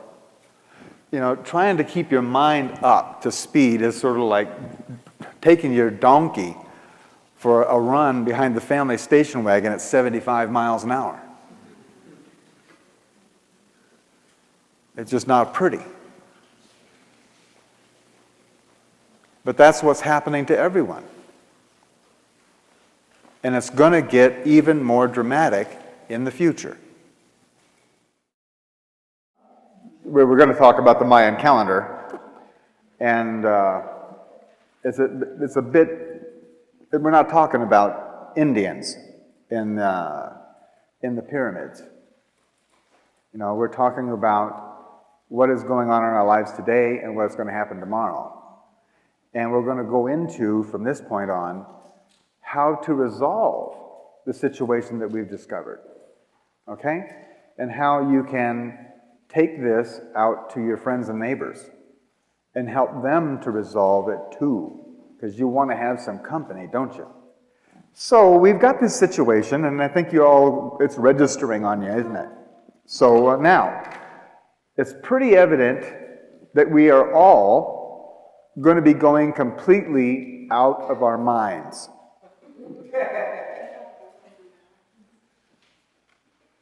It's going to happen.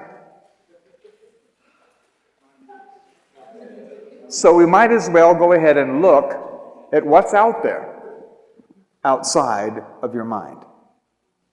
What's out there is your intuition.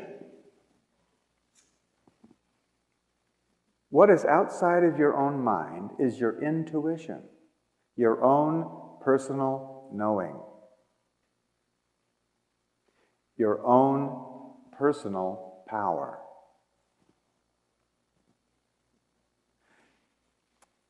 Intuition. This intuition, your own knowing, without having to rely on any outside information or evidence whatsoever, was made a death sentence by the Catholics during the Inquisition. They murdered over 4 million women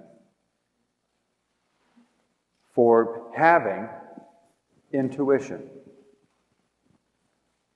Yes? Just for the record, I'd like to say that there was a news story came over the media within, I think, about the last week, where the Pope was asking for forgiveness what the Catholic Church had done during the Inquisition. Well, should we go ahead and forgive him? I think so. I don't even know where all the bodies are buried. Where the what? The bodies are buried. Oh, they're gone. Those 4 million women, anybody who professed to know something without first producing the actual physical evidence on how they came to know it, was declared a witch. And they were burned and dragged and stabbed and they were persecuted. And as a result, intuition went out of style. We just put it on the shelf. The Catholics knew what they were doing, because this is your personal power. It's your own power. And you know the law of supply and demand. If everybody's got power, then what's mine worth? If nobody's got power and I've got it, mine's worth a whole lot more.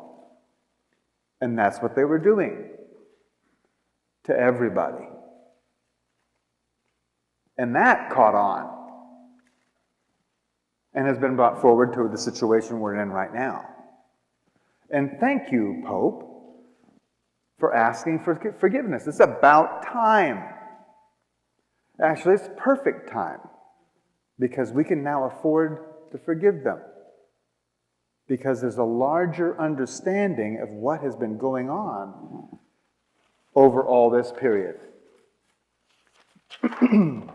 There is no fault here. There is a process. You know, Hitler, right here, was just doing his job. The Bushies right now, Bush and Rumsfeld, Ashcroft, all those guys, they're doing a great job. They really are. Anybody want their job? Go, guys. They are tearing down everything that the power structure stands for in record time.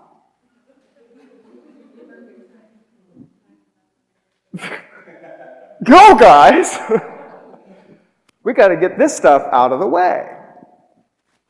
And they're doing a wonderful job of it. Intuition. You know, we pay athletes a lot of money, don't we?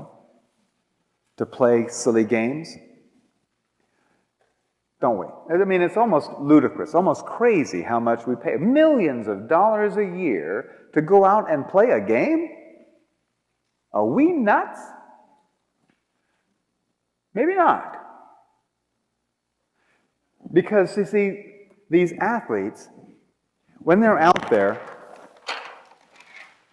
under very stressful conditions, I mean, playing for a national championship with all kinds of money and your next year's career on the line, plus endorsements and all that, and under tremendous stress, instead of going into the fight or flight syndrome, which would have them kicked off the court or off the team, instead of doing that, these guys routinely go into the zone.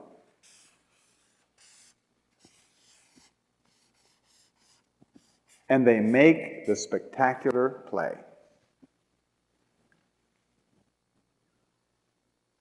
Under tremendous stress, with everything happening all at once, they just go step back, see and know everything about the moment.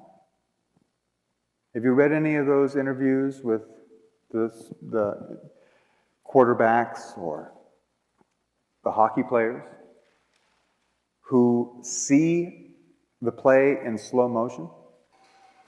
Have you heard about that? That's how they stay in the game.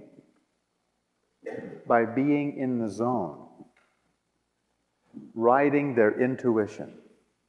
There is no time to think about it. If you think about it, you've lost. When a quarterback starts thinking about the game, he's second string, third string, and out there making commercials. Being in the zone, being in their intuition, is why we pay them the money. Because they're doing something that we know is vitally important, something that we admire. We admire it. That's why we pay for it. Those clothes that you're wearing, I'll bet at some time or another, you bought them. And the reason that you paid anything for it is because you admired that apparel. And the more you admire something, the more it's worth to you and the more you'll pay. And that's really the basis of all exchange. Is how much it is admired. You can even admire how much you hate something, or how much distaste you have for it, or how ugly something is. You can admire how ugly something is, can't you? God, that's ugly. It's an amount of admiration. In fact, it's what beings exchange. Beings exchange admiration rather than money or thoughts or communication. They really exchange admiration between one another. You want to know where economy is moving to? It's moving away from money, isn't it? And it's moving into the exchange of admiration rather than physical goods. But this intuition, being in the zone, is very, very important. And since we're all going to be going out of our minds, oh, you'll still have one. You know? It's sort of like you still have, we still have bodies, you know? We're using those as a vehicle, you know? You'll still have a mind, and you can still add 2 and 2 and that kind of thing. But when it comes down to dealing with changes and the amount of rapid change that's coming, this is the only thing that will work. You will not have time to think it through. You will only have time to take the action. And when you're thinking, when you're using the mind, what's also in there is all the fears, doubts, worry. Okay? Big clue. How do you know it's your intuition and not your mind? Your intuition is always, no matter what the circumstance, and you guys that were in the accidents, remember?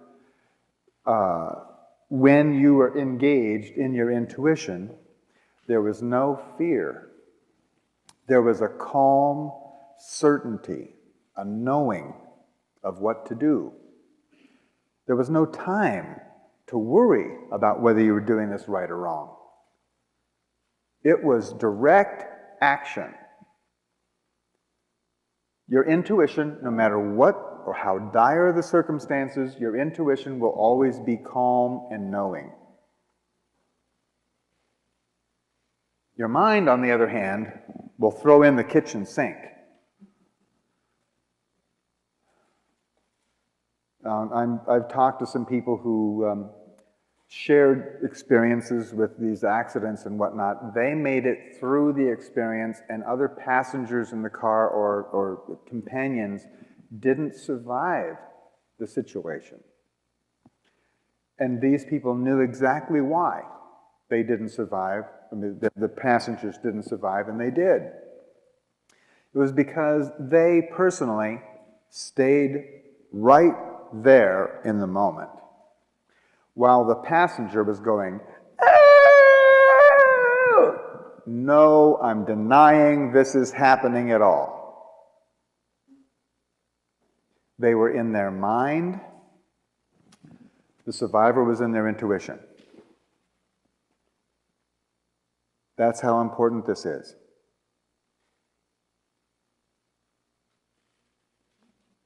9/11 is a big topic. 9/11, who survived, who didn't? The people who followed their intuition and went fishing that morning instead of to work survived.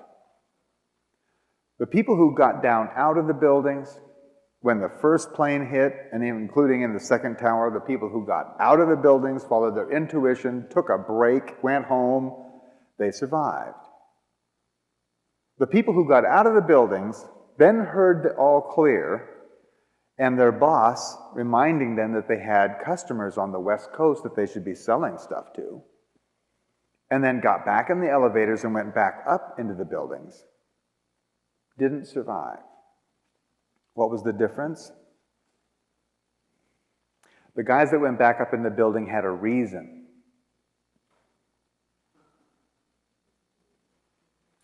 They had reasons for going back in the building. I got to make my mortgage payment. You know, the kids got to go to summer school. They had reasons. I would get fired if I didn't go back. They had reasons, and they were in their mind rather than following their intuition. Just some examples. But this is going to become more and more critical as we go forward from here. More and more critical. Now, next problem. How do you find your intuition?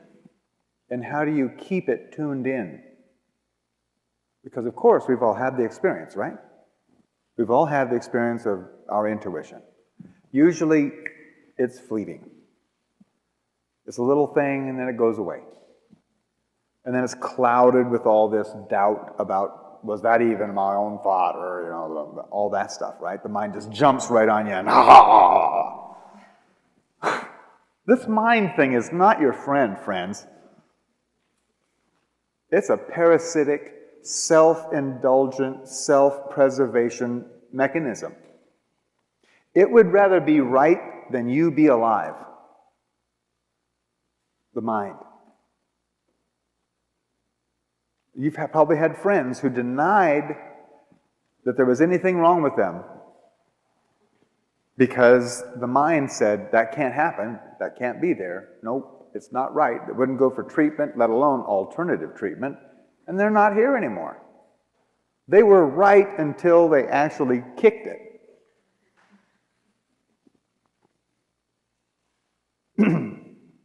This is not a fairy tale. I mean, the mind would rather be right in a lot of people than be alive. So, getting a good grip on this thing is really important. And having this engaged really puts the mind in its place, where it becomes just a tool rather than an identity. So, how do you do that? Well, intuition is your own personal knowing. Right? And all knowing comes from a source. We don't have to give it a name even. It just comes from somewhere. And it comes in a flow, more or less. It's like there we go. We'll have this flow of creation. See, the source of this flow would necessarily be the source of all knowing, because all that happens is coming out, all that exists is coming this way. So, here we have your consciousness in this flow of event. Okay? Here we go. Like this. This. Oh boy, it's getting quicker and quicker and quicker and quicker and quicker. Your consciousness is oriented by time and place. In this flow. Have you noticed that when you have an intuitive moment, it seems like time doesn't go by at all? Until way later and you go, wow, where'd all the time go? But for that time, you were just being there. In one moment, just like it was a flow. Okay? This is the schematic of how this works. When you're in your intuition, you're centered in that flow of information. The trick is to stay there. It's not so easy with everything that's going on and with your mind preying on you. But the Maya had two things on their side. One, things were going slower, but they had a couple of other orientations. We are oriented, our consciousness and our society is oriented by time and place. Time and place, time and place. Physical, physical, physical, physical. The Maya had some more help. They had this orientation right here, which is called personal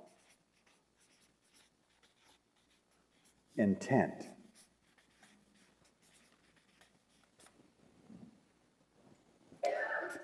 One through 13.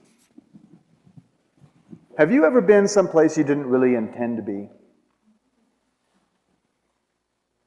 Like at school or at work or the middle of an argument? Did you feel centered or did you feel uncentered? Did you feel centered or were you like off center? Okay, me too. When I was someplace I didn't really intend to be, I felt off-center. But these guys knew their personal intent. They had that orientation. So it was easier for them to recognize when they were doing what they intended to do with this lifetime. That would help to keep you centered, wouldn't it? If you felt like, right away, if you felt like that wasn't happening, you'd get back onto what you were supposed to do. Okay? They also had this orientation, this major orientation right here, called the divine plan. In our civilization, there is no plan. It's been 16 billion years of happy little accidents that ended up with you sitting on that chair. That's the way our science looks at it. It might as well have been an explosion in a chemical factory that produced you here. There was no divine plan. These guys had a divine plan. They knew, and that there were 20 different aspects of creation. Like a dodecahedron, you know, the geometry figure, 20-sided figure. So this personal intent and this orientation to the divine plan, that is the recognition of your part in the divine plan, that produces a symbol in the Mayan civilization. This diagram right here has a name. It's called the 8-division sky place.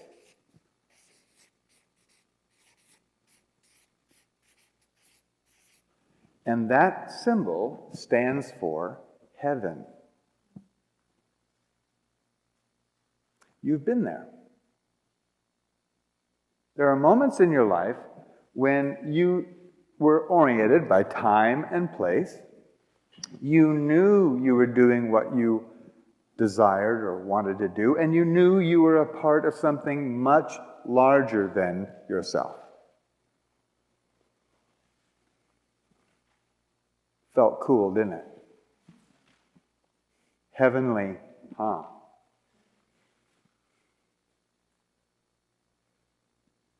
This is the importance of this calendar. The Mayan calendar was never about time. It was always about measuring and keeping track of the flow of creation and the intent of creation and the aspect of creation every single day. Remember, there's one law in the universe. What you pay attention to, you become conscious of. So what if every day you were paying attention to the energy of this flow of creation? What would you become conscious of?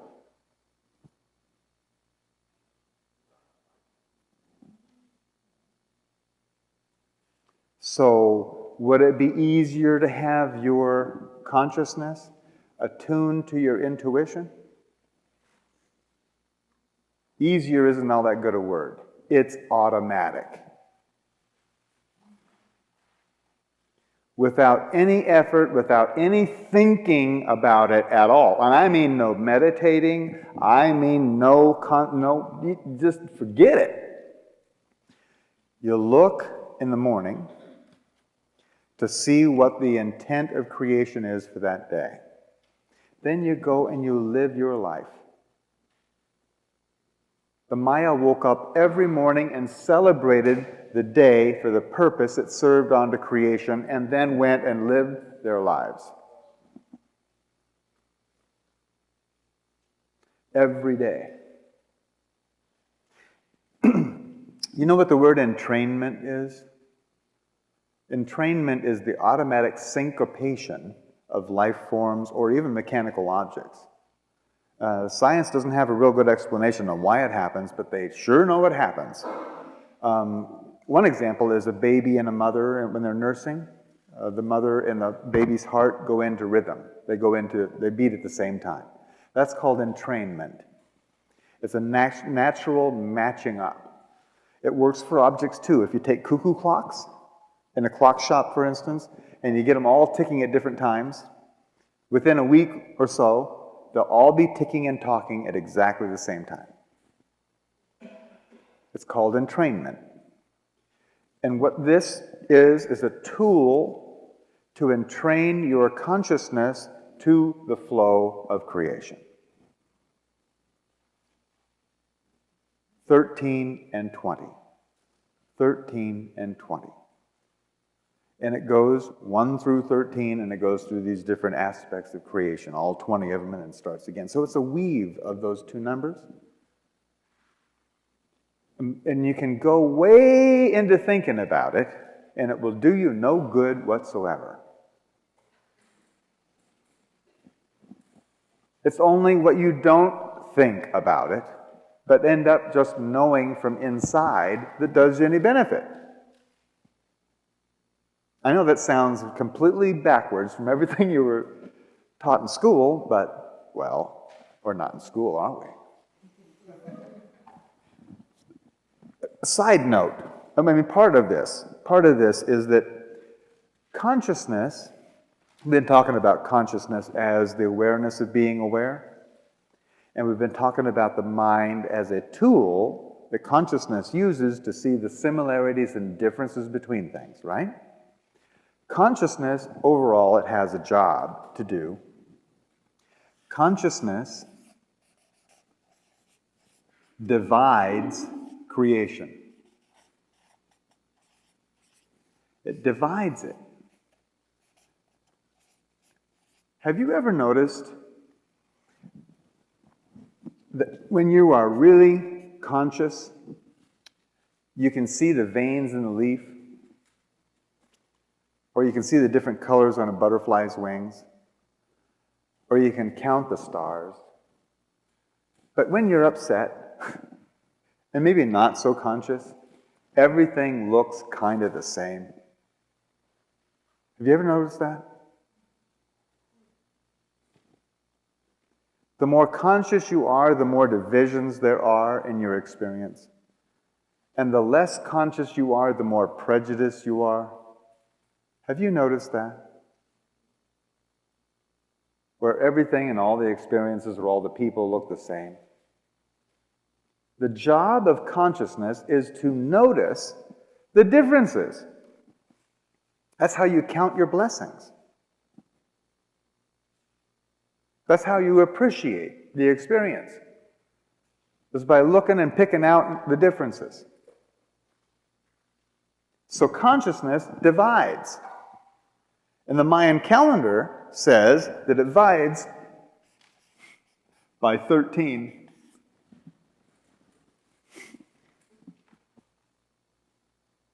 All consciousness is divided by 13 in increments of 13 and 13 and 13 and 13. 13 is the number by which consciousness operates.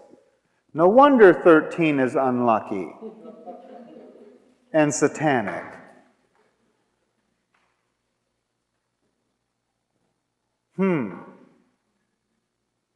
Well, creation has a job too. Creation, all of creation, multiplies.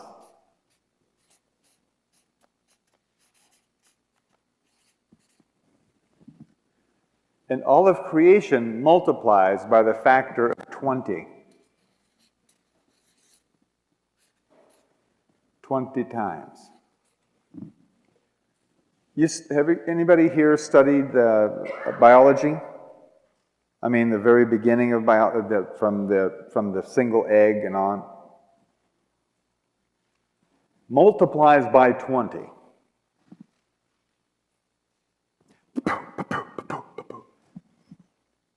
That's how you got so big. It's through multiplication of your own cells. And it does it in factors of 20, from top to bottom. Interesting, huh?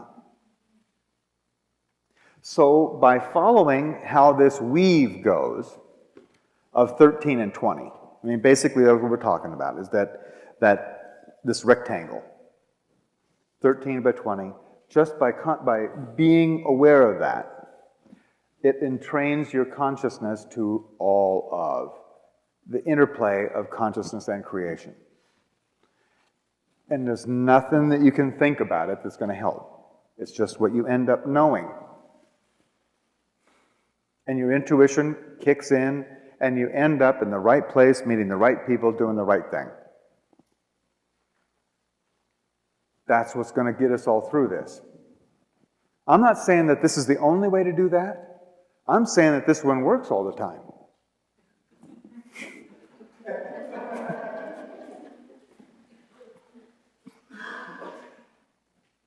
And that's why this is important. There is something else that I want to do, and I want to do it for the camera. I want to do a formula because everybody desires this one thing. And you look at the basis of all desires. I mean, this has got to be the one that's the strongest. Everybody wants peace of mind, don't they? Peace of mind. Well, that's what, peace of mind's got a lot to do with intuition, doesn't it? Because when you have this, that's usually when this occurs. In fact, in order to have peace of mind, the only time you can possibly have peace of mind is when you are centered.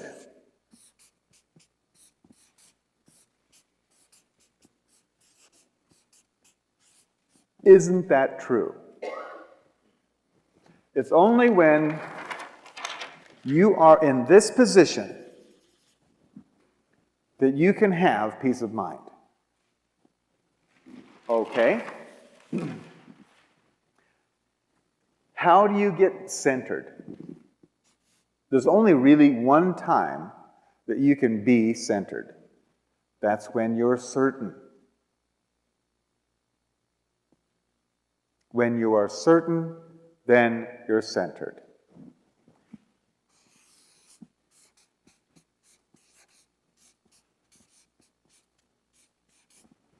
Okay, where does certainty come from? There's only one source for certainty: the recognition of patterns.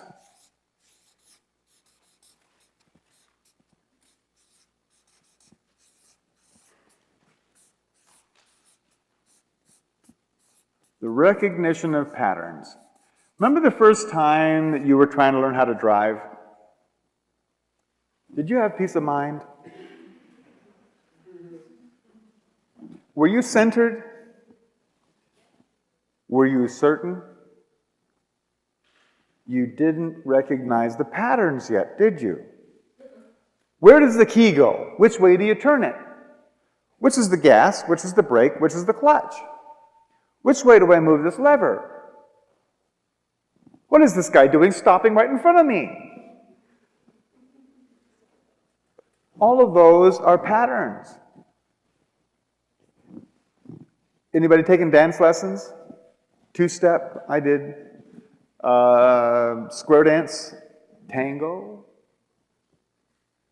The more you recognize the patterns, the more certain you get, the more centered you are on the dance floor. To where you have peace of mind dancing in front of your friends. Hundreds of people. It's what you've been doing your whole lives. In every case. To learn something, you're going to recognize the patterns, to become certain, become centered, and have peace of mind about that subject.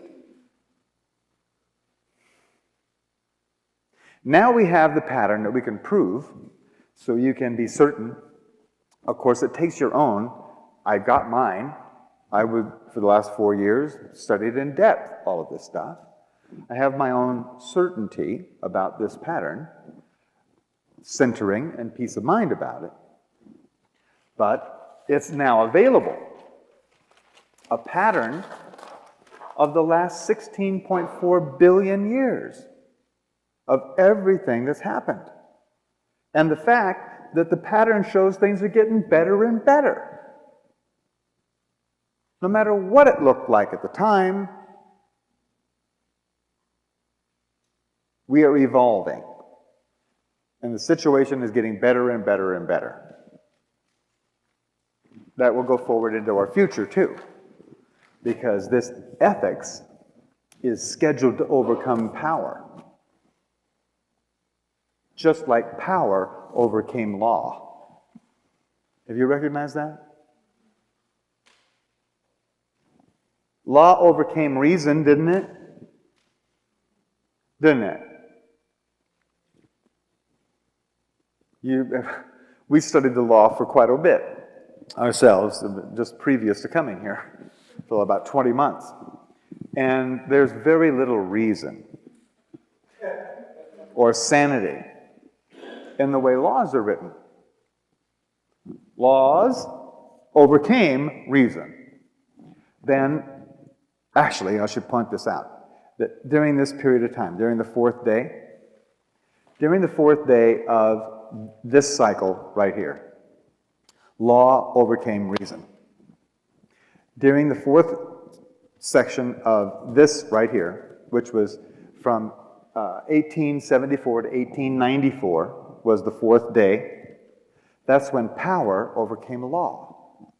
That's when Carnegie and Rockefeller and Westinghouse all were becoming corporate powers that overcame the laws of nations and people. So we have ethics coming in now, and during the fourth day, which is 2005, ethics will overcome power. We're just watching the throes of a dying animal right now. It's going to look bad, but there's lots of goodness past it. So, peace of mind comes from being, when you're centered, centeredness comes from certainty, and certainty comes from the recognition of these patterns. So that you can look out there and see what's going on and know with certainty that things are getting better. It's going to be very important. You're outnumbered. There are more people worried than certain. There's more people afraid of the future than looking forward to it. That you know. You're outnumbered. So it's very important that you have this as down as you can get it. At our webpage, we have a webpage, and there on the webpage are articles and dates and places to look up data and match the dates so that you yourself can do the research. And don't rely on me or anybody else. It's your certainty you're looking for, not mine. Does that make sense? What is it? What? The website. Yeah. I'll just write it big on another piece because I wanted to do something else there. Okay, here's the website. Of course, it's got the W's.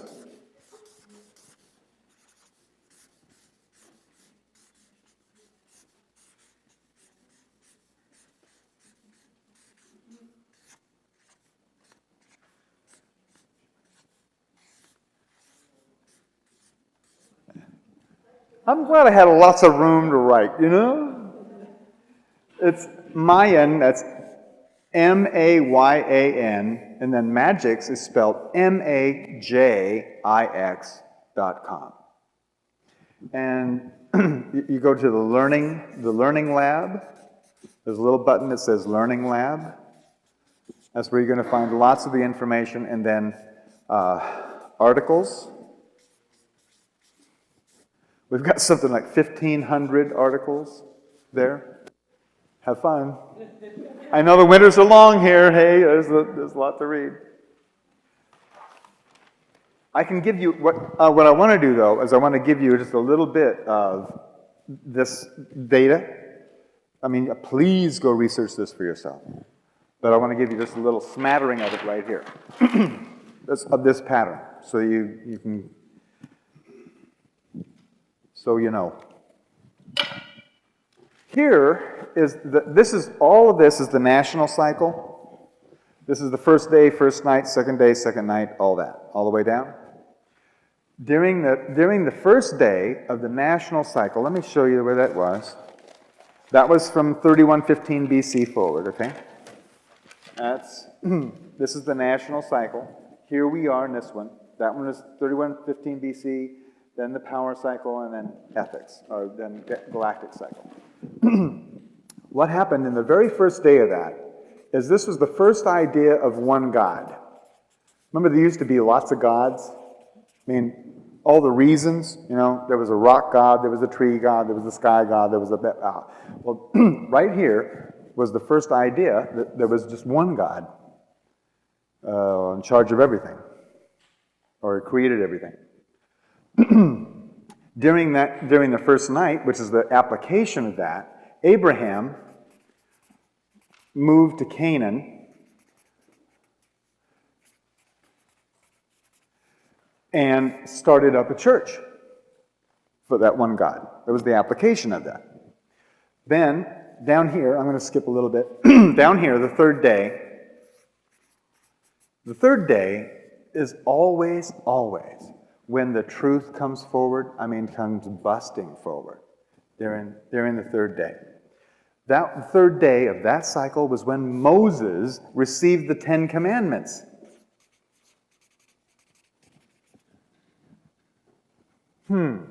Has that got anything to do with law? Boy, it was laying it down.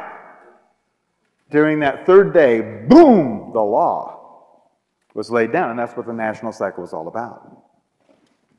Then, during the third night, Islam was created during this third night. And Pythagoras was developing his theories of geometry during this third night. Okay? During the fourth day, right here, during the fourth day, Confucius, Lao Tzu, which was a very important Chinese philosopher, Buddha, and the idea of reincarnation in India. That's what happened during the fourth day. Right in the middle of this cycle. What we have here is down here in the fifth day, of course, there was Jesus. Okay, down here was more about the second thing of Islam. Here, in the sixth day, was the Crusades, and the Catholic Church was developed. Down here, and then we went into the second wave of Islam, which was the coming back after the Crusades, their backwash. And then we had the Pilgrims down here. And the more development of Christianity, up to where we are now. Over here, in the planetary cycle, this was, of course, 1755, and what we had here was the beginning of the first idea of a telegraph. It didn't even exist yet. It was just written about. Then, during 1794, we had the optical telegraph, right here. Then, in 1834, we had the electrical telegraph developed. During the fourth day, down here, we had the telephone invented. and Tesla. You know who Tesla is? With electricity. I was working with Westinghouse and then split off from them and developed what would be free energy during the fourth day. Then we have down here, we have in the fifth day, the radio was invented, and of course E equals MC squared. Then here in the sixth day, the television was invented. And then down here in the seventh day, the internet. Okay? Now, let's go over here and look at the galactic. This is planetary. Here we are at the galactic. What are we going to see here? Well, in 1999, we saw Y2K, right? Then, during this first night, which was the very end of 99 into 2000, what we saw was the WFO riots, World Federation Organization, the consolidation of power was rebelled against during that period of time. There was, during the year of 2000, we had the display of polarity, that is, people in the streets backing away from the power organization. That's in the second night, 2001, we had 9/11. Pretty strong demonstration of the haves and have-nots. During the third day, which started in 2002, we had, also right here, we had the financial collapse, the tech bubble burst right there. 2002, we had Enron. 2003, we had the rest of them. Plus, we have the scandal, let's just call it scandals, coming to light. In other words, during this third day, the truth started to flow out, that things weren't right. During the third night, it has been applied, hasn't it? People are going to jail. People who were caught then are going to jail now. What people were finding out about the economy and how rickety it is, now, during this third night, the economy is failing. The money supplies, well, there's over money supply, which means that your dollar is worth less and worthless and worthless and worthless. And all that is coming forward right now. Right now. Preparing to sweep the field clear for the fourth day. Remember, the fourth day here, all this philosophy was developed here. Here, we got the ability to communicate freely and Tesla with his work in energy. What we're looking at right here is the exposure of free energy for everyone. This, during the fourth night, is when it will become applied worldwide. What is the discrepancy between the rich and the poor? How much power they have available, how much energy they have at their disposal. That is the only thing. Without enough energy available to everyone, you can manufacture lack of anything. You can manufacture a lack of water, of food, of transportation, easily, just by regulating the amount of energy they have. Here, that ends. In the fourth day, which is, it starts November 28th, 2005. Almost the end of 2005, November, is when that starts, and runs through 2006. Here we have 2007, I'll just write it that way. 2007 is the fifth day. Now here we had Jesus, here we had E equals MC squared. Here, what do you suppose is going to happen? Don't you suppose maybe a blend of the two? The fact that you are divine and that everything is possible.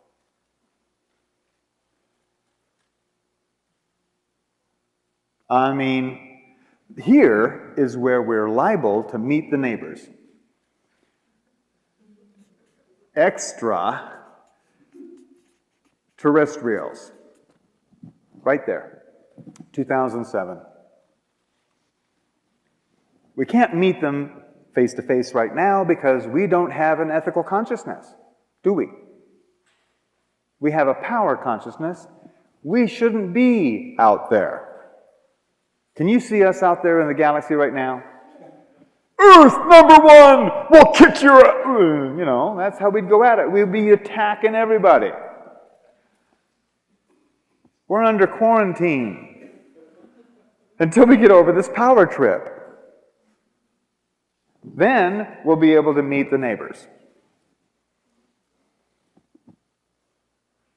And during this time, right here, in 2000, by 2008, there will be the end of manufactured lack.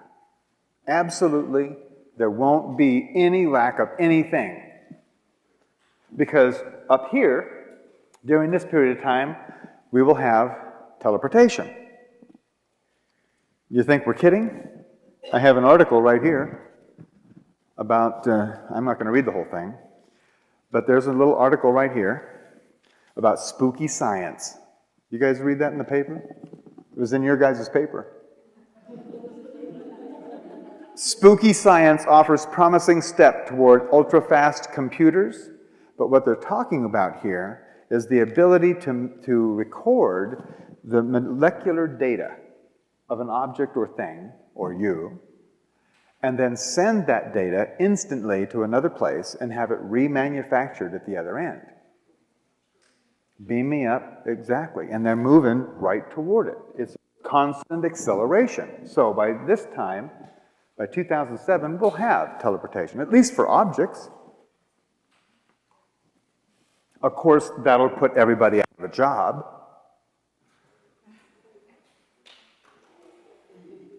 Yeah, I mean, everybody, most of you guys have something to do with the delivery of goods or services. It's instant delivery.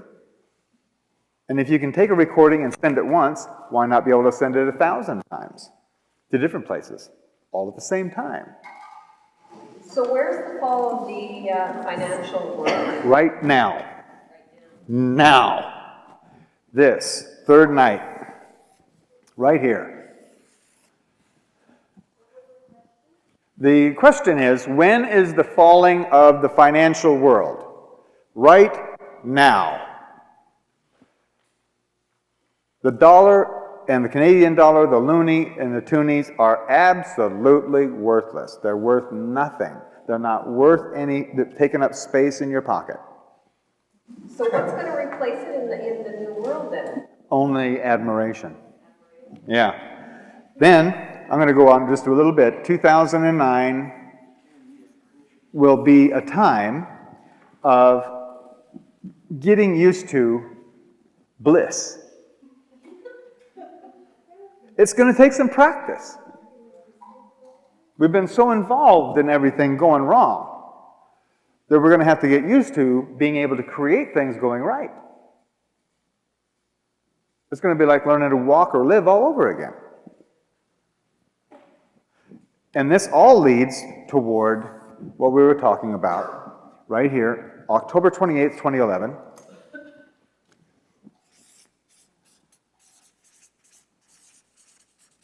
October 28th, 2011, the end of the Mayan calendar, when we are consciously co-creating our experience.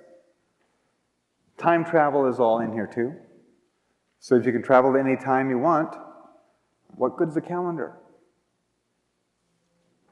You know, it all goes, the whole idea of time and space goes extinct as orientations. That's what's in our future. we do have this little bit of a hump to get over here with the governments and the economy. Yes? If time travel becomes normal, are you saying that we could travel into our past as well? I'm not sure. Would that be a... I know that it's coming. I know that we have already time traveled electrons in the laboratory. So there would be, you could meet the people that have now died. You could go back Possible. Everything is becoming more and more possible. Yeah. It's pretty hard to conceive, isn't it? It really is. It's sort of like being 4 years old and your mom is like pulling stuff off the top shelf. You know stuff is up there. but you don't know what it is. It's just not at that stage yet, and that's how we all are right now. Oh, up here. Say something in a little response to her, but I mean, if you know a little bit about shamanism, they're time travelers.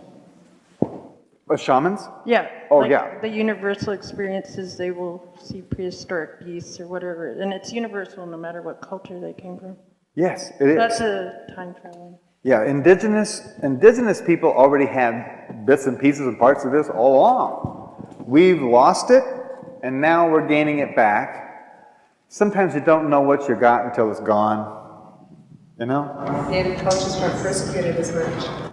Yeah, it won't be this time. It'll be wide open, accepted, and understood, yeah. Yes? Yeah, just, you mentioned the source or where creation is coming from and our consciousness.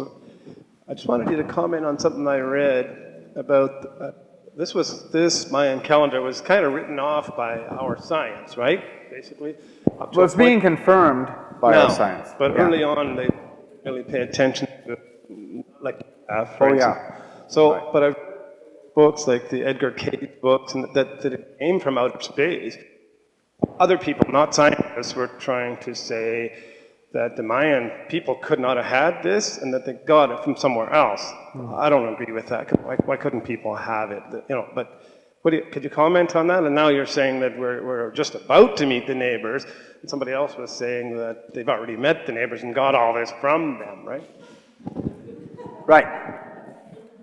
At least a couple of neighbors, not all the neighbors, you know, like individuals. Well, like extraterrestrials are here right now. Power hungry, sneaky, secretive, unethical alien beings. Not everybody out there with high tech is all goodness and light, you know. So we're already in some sort of contact with extraterrestrials, but they're not the ethical ones. What I'm talking about here is we'll be in face-to-face contact, good, clean communication with our neighbors, exchanging data and technology and all that on an ethical basis. Yes? Any other questions?